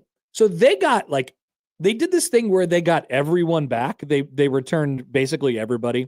Malik Neighbors was up and down last year. I think he's going to be a fantastic NFL wide receiver. He's got to have somebody to throw it to. Basically what they said was, we're not going to change anything, pin all of our problems on Daniel Jones, and move on about our lives and try something different at quarterback only. I don't know if that is a great way to look at things, but I'm going to pick them to win more than, I'm picking to win 6 games or more. So let's do it. Giants over 5.5, minus 120, by the way. Just out of curiosity, how do you think the Cowboys will do this year? Poorly. Okay. Do you think they'll do poorer than the Giants? About as poor. About as poor. Okay. Yes. You would have to if you think the Giants are going to win that many games, right? Yes. About as poor. Mm-hmm. Josh, predict me. The NFC South to have more regular season wins than the AFC South, plus 130. Okay. The AFC South. You need the Buccaneers to go off, right? And have the Falcons be somewhat okay. Mm-hmm. The Panthers might be all right. Yeah. Panthers might win like 4, 5, 6 games. And then the AFC South is full of... Who's going to win those games? Well, they do play it's funny that you mentioned it. I feel good about in those divisions. I feel good about exactly 2 teams. So much so that both of them are going to come up in my predictions, including one right now. The Tampa Bay Buccaneers, I don't know how they're just minus 105 to win the NFC South. They're winning that division. I almost, spoiler alert, I almost picked Tampa Bay to go to the Super Bowl. Whoa. I just couldn't. I like that. I just couldn't in my head, but I there is no way they're not winning that division. Everyone's like, oh, the Falcons, Michael Penix, and blah, blah. Kyle Pitts, maybe he'll finally do anything. Drake London, I love him. He's fine. They're fine. Tampa Bay is, once again, a very good defense. They're still a little bit beat up on offense. Evans is still there, but they drafted a little bit there. Baker is all of a sudden a good NFL quarterback. I'm in on Tampa. I'm team Tampa. They're winning the NFC South. I don't have a doubt in my mind that they're winning that division. And then the other team that came up in that little parlay that you had there, or whatever that was, Josh, Houston. Houston's winning the AFC South. I don't know how they're plus 115. But last year they have maybe the best defense in the NFL. Yes. They have maybe the best defense in the NFL. And Will Anderson's going to be a freak this year. He's going to kill everyone in his sights. And D'Amico Ryans is a defensive coach. So they have to figure out, they're replacing a couple of skill position players. I don't know how it's all going to shake out at running back. Mixon is out for a period of time. So their starting running back, I think the start of the season is going to be Nick Chubb. Yes, that Nick Chubb. And then I think Pierce is involved there too. But basically what I'm betting on here is a bounce back from CJ Stroud. There's no reason for that offense to be that bad last year. They were just so choppy and so weird. I feel like this is an easy pick for that team to win that division. Houston. Definitely. Predict me, Josh. Okay. Eagles under 11.5 regular season wins. Whoa. And Lions under 10.5 regular season wins. Is this a parlay? It is a parlay in the future specials section of FanDuel Sportsbook, plus 200. Why don't you parlay them together manually and see what you get? Okay. This is a great bit. This is a good exercise, actually. Detroit, what was it? It was Detroit under 10.5. and Philly under. Under 10.5. All right. Philly under 10 and under 11.5. I think you said. Right. Yeah.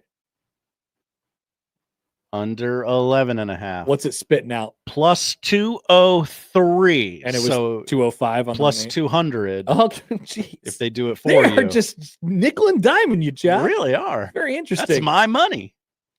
Speaking of Detroit, you've heard me talk about them all off season long as the bad vibes team. I am going to put my money where my mouth is. The Detroit Lions to miss the postseason at plus 136. That's bold. I like it. I wish I was as bold as you. I'm a bold man, Josh. I'm sick of ESPN talking about the Lions and the Bears nonstop. That is what makes me sick about the NFL predictions. Nobody goes out on a limb. Everyone picks the same division champs from last year. Nobody says anything different. Oh, I think the Chiefs and the Eagles are going to play in the Super Bowl again. You do. How creative. That'll be a lot of fun for you. Notice I do not have any Chiefs bets on here. No Chiefs bets. Why would you disrespect? No, I'm respecting the Chiefs by not betting them. All the respect in the world for not betting them. I think they're in a really difficult division, and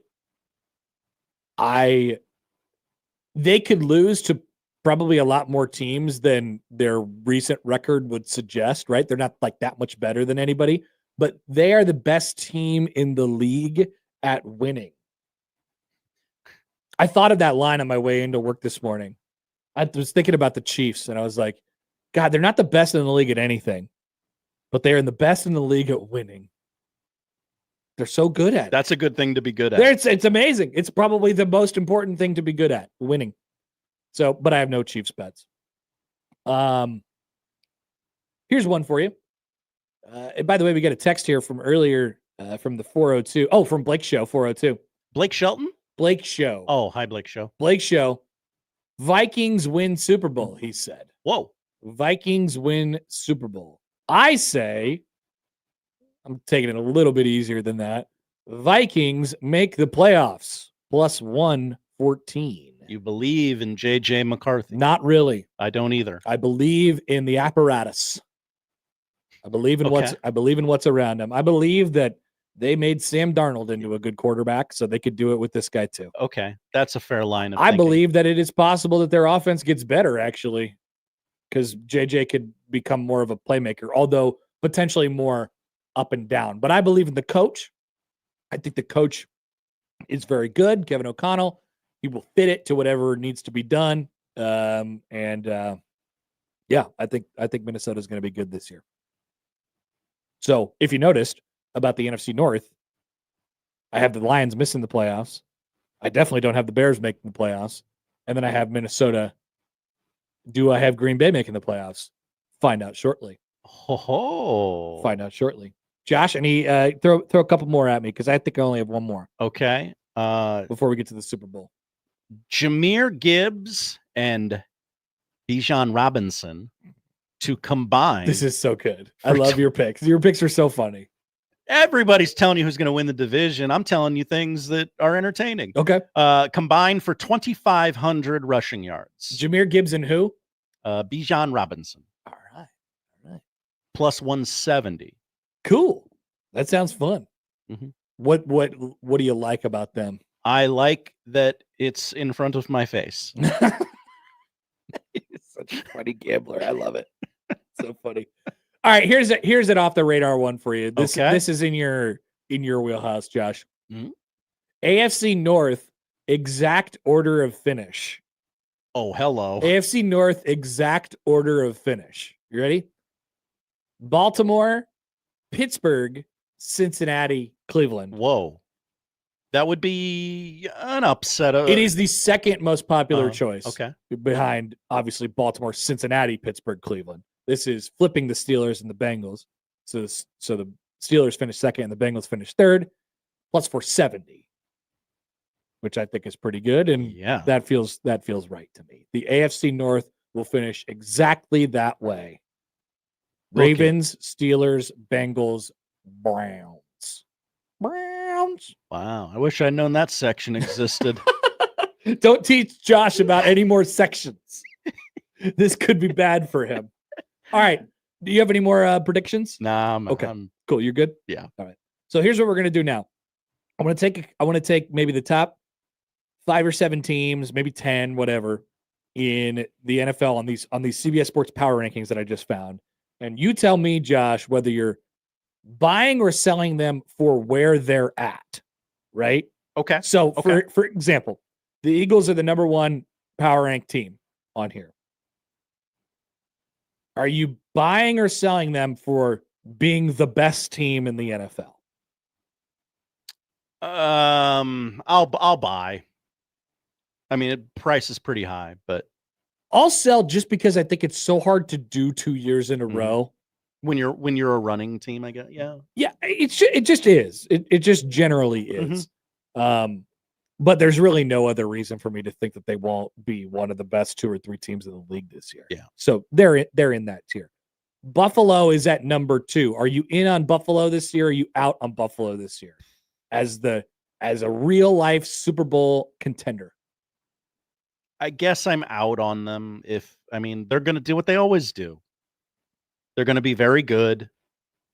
They're going to run. They have Josh Allen. They do. People forget that. They're going to run into the Ravens or the Chiefs and lose. Now, if you can tell me that some luck will fall their way in the bracket for a change, and they only have to beat one of those teams to make the Super Bowl, then yeah, okay, sure, maybe I'd buy, but I don't know. I'm not super high on them.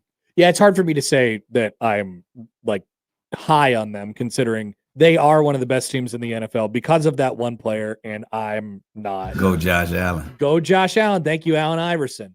I appreciate it. But yeah, I'm not gung-ho like this is the Super Bowl team this year. Kansas City is at number 3 on this list.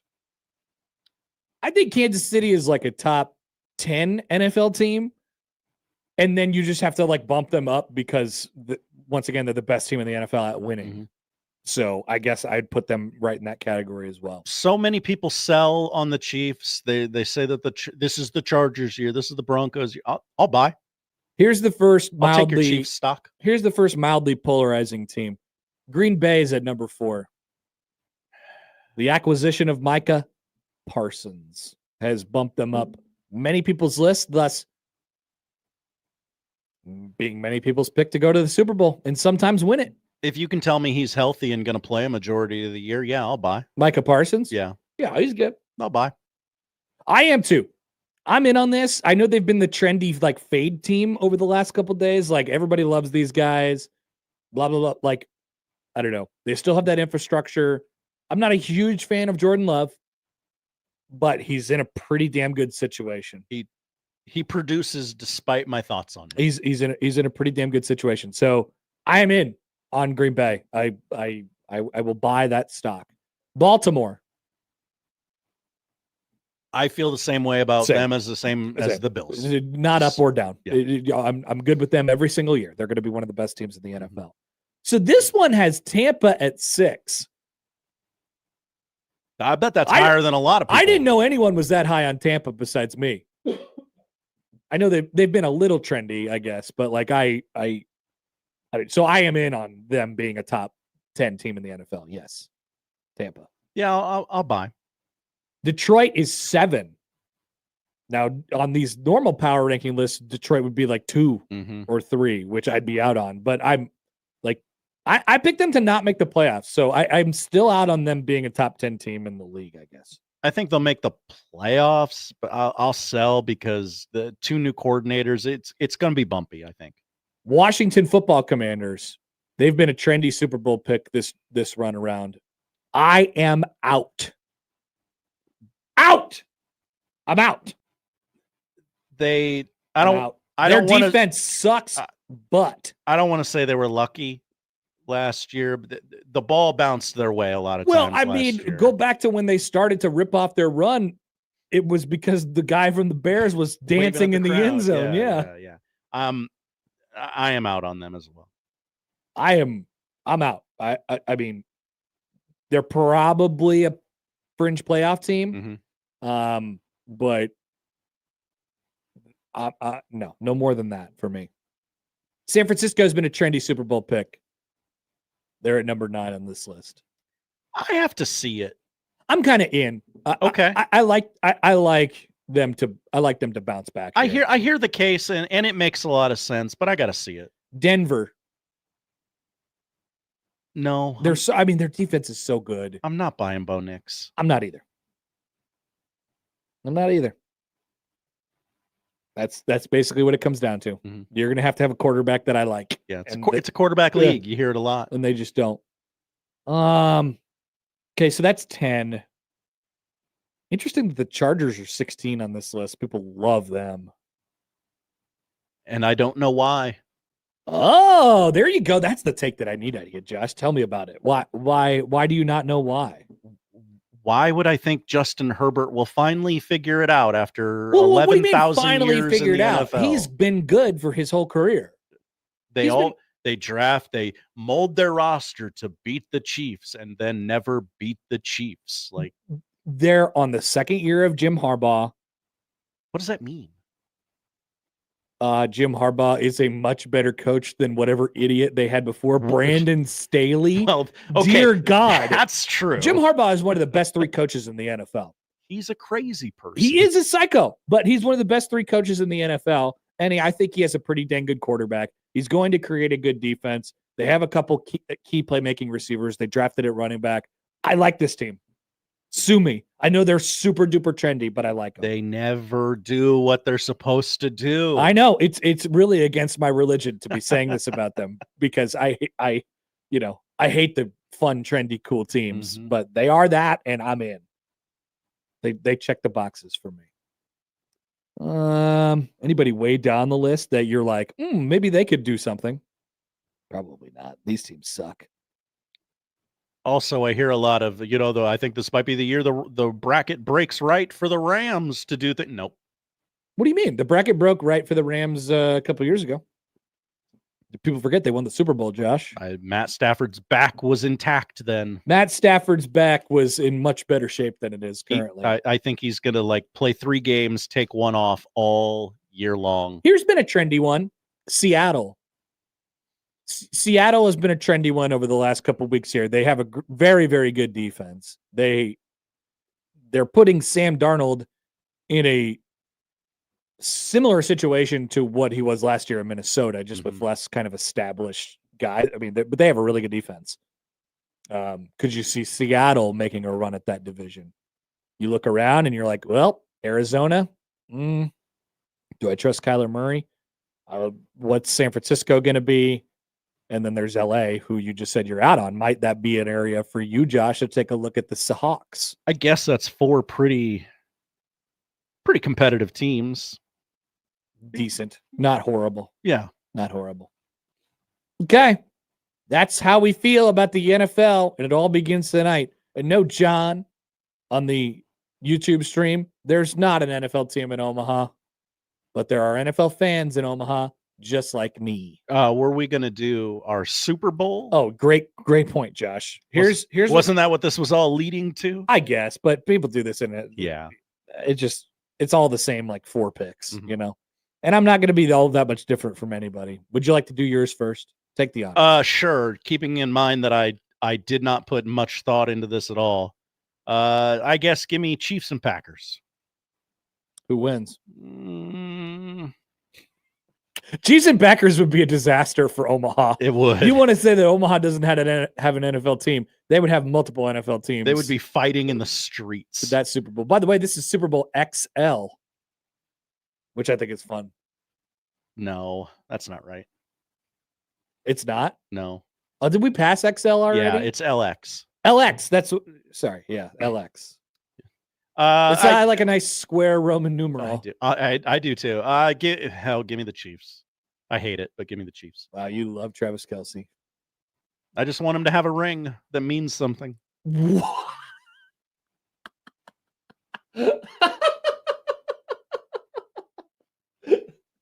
to be fair, he's already got a couple Super Bowl rings, and maybe by this point we'll have a wedding ring, Josh.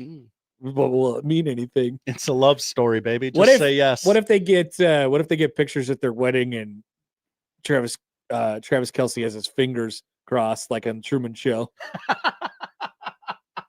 and then Josh will be proven right. I knew it.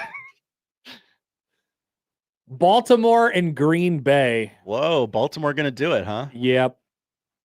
I would love to see that. Baltimore and Green Bay. LX in Santa Clara. Well, we both picked the Packers, Yeah, so the that's Packers stupid. won't be making it. I hate it. I don't like anybody in the NFC. I was very close to picking Tampa Bay, but then I couldn't see Baker Mayfield in the Super Bowl, and it was confusing to me. I guess we're staring down the barrel of a Chiefs-Eagles rematch. That sucks. This is horrible. The Eagles are the Ravens win the Super Bowl. So shout out to the crab cakes. Stibbs has offered a prediction of his own. Hello, Stibbs. The NFL will definitely rig the season to get the Chiefs there, have her do the halftime show, and have the ceremony on the trophy presentation stage. First ever wedding brought to you by the NFL. Yeah, it's set up for that for sure. Mm-hmm.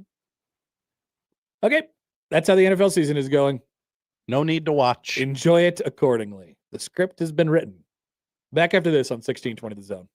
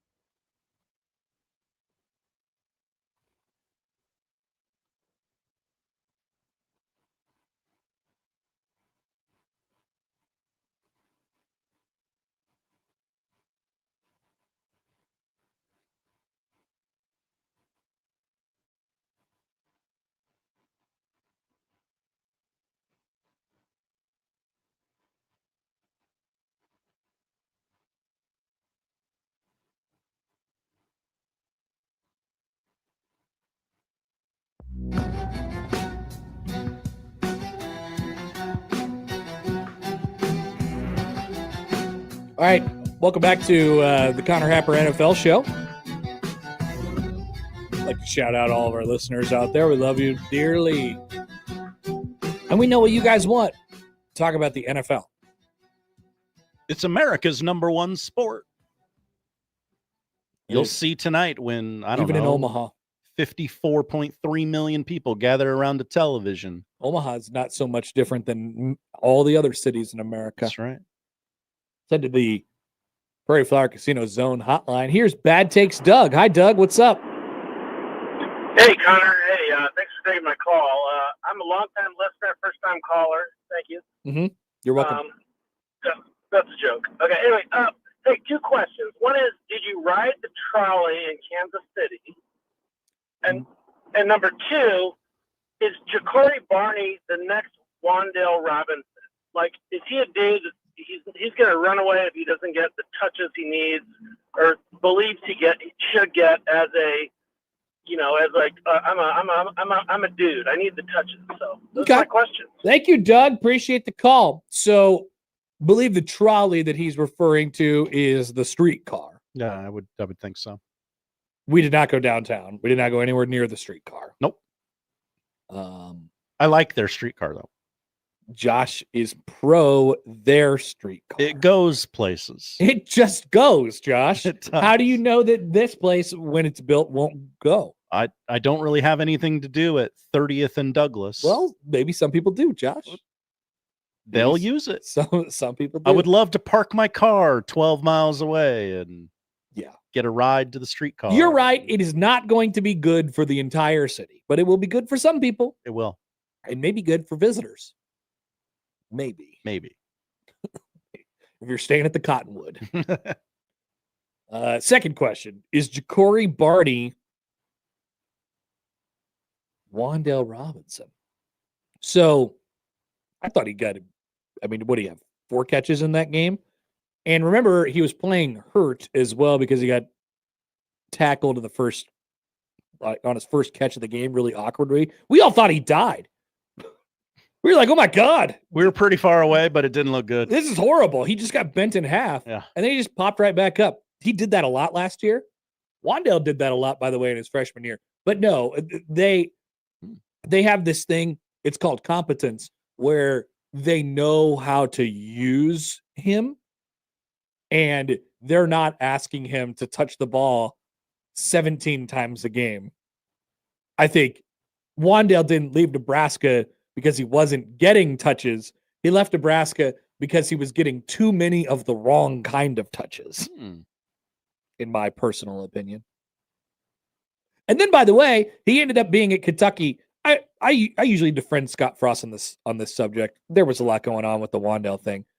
But, he ended up taking a bunch of carries from the backfield at Kentucky, too, and ended up still being an NFL player. So, I always thought Wan'Dale's path to the NFL was being a versatile running back, wide receiver, specialty type of guy. And that's what he is. That's a guy I want to watch catch a swing pass. I'm not going to put him on the edge and ask him to go do a jump ball, but I could put him in a variety of different situations. He could be a pretty good Swiss Army knife for me. So, no, I don't think Ja'Cory is like Ja'Cory. He's a little bit of a bigger guy, taller guy, skinnier. If I want to see anything from Ja'Cory, I want to see him go down the field a little bit more, and I think we will see that as we go forward. A lot of chatter right now about the NFL. Oh, people love talking NFL. They just want to talk about the NFL. All they want to talk about is the NFL, which will oblige them. I got a chat here from Mustache Adam. Enough about Ja'Cory Barney. Do we think Michael Penix Jr., there's a little typo in there, will actually be I'm good sure there was a typo. or good? I think you will be good. Oh, no. That's not the kind of good you want to be. No, not sold. Do you think Pitts will finally do literally anything? No. I only drafted him for the bit because I already had George Kittle, so I don't really need him. I did, I probably shouldn't have wasted a 12th round pick on him, but, whatever. Worst segment in the world on Monday? Oh my God, I forgot about that. How'd your fantasy and gambling do? John, I got a great segment for you. You're going to love this. I got a great segment for you. It's where we recap our fantasy teams and how we did from a gambling perspective. You can stay tuned and listen to all of Josh's funky, weird parlays that he cooked up from over the weekend. Just need one to hit.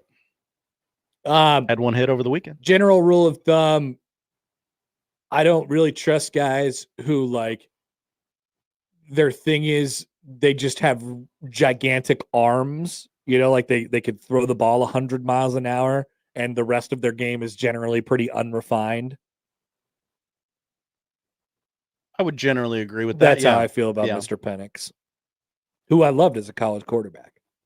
It's also how I feel about Joe Milton, but some people would love talking about Joe Milton. I can't understand why. We will not be talking about Joe Milton. You know who else I'm not buying the hype on? Oh, yeah. Let me have it. Drake May. What is the deal with this guy? Oh, yes. Good take, Connor. Drake May's not going to do nothing. Is year. Bill Simmons still on the look at the style? The analytics say Drake May is pretty good. Let's watch. I actually haven't listened to Bill Simmons in a long time. Whoa. I should listen to his preseason pod and see what he feels about Drake May. Drake May is the next in a long line of North Carolina quarterbacks that have been absolute ass in the NFL. Nice. Drake May, Trubisky. Mm-hmm. What else we got in there? I think that's kind of the end of the list. It's not a very long odd line. that it happened twice. North Carolina QBs. Whoever started that first drive for North Carolina Gio on Monday. Lopez. Yeah, and Gio Lopez. he had that one really good throw and then didn't have a completion for several hours. Several hours of real time. That's right. And then they had to bring in broken leg Max Johnson to play. He'll get a flyer in the NFL because of who his dad is. And that's okay. All right. Quarterbacks to come out of the University of North Carolina. Oh, Sam Howell is another one recently. There you go. That one didn't turn out very well either. TJ Yates was a backup for a while for the Houston Texans. And then you have to, before that, wow, this is pretty good over the last 10 years here. Yates, Trubisky, Sam Howell, Drake May. And then before that, you had to go back to 75, Chris Kupek. And whoa, that's a gap. 1968, Jeff Beaver.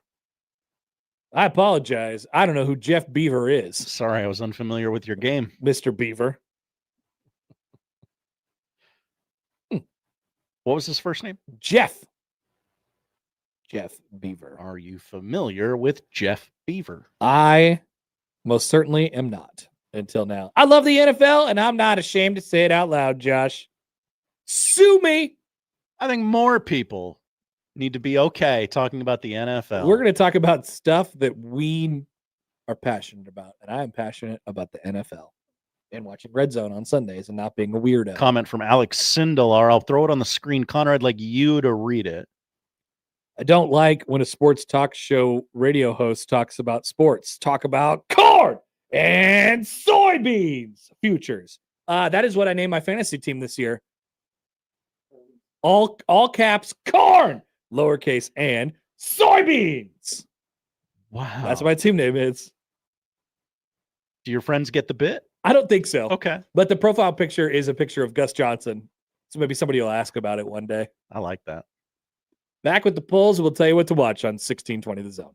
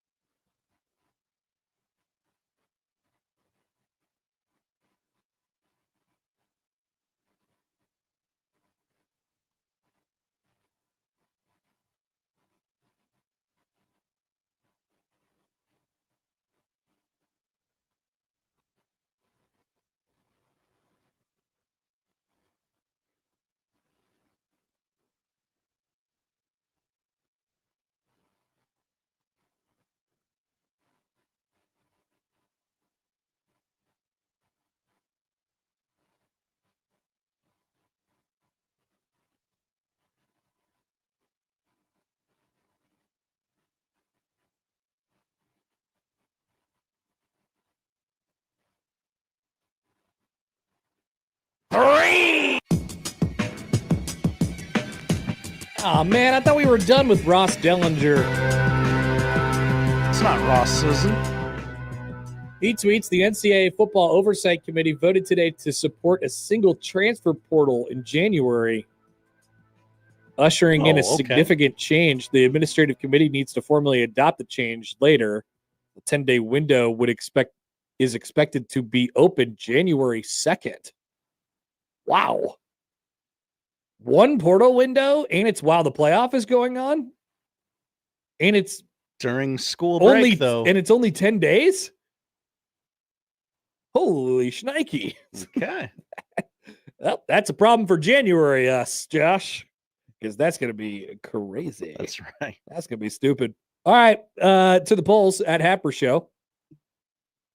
Let's go to, here we go. Do you rip cheese curds?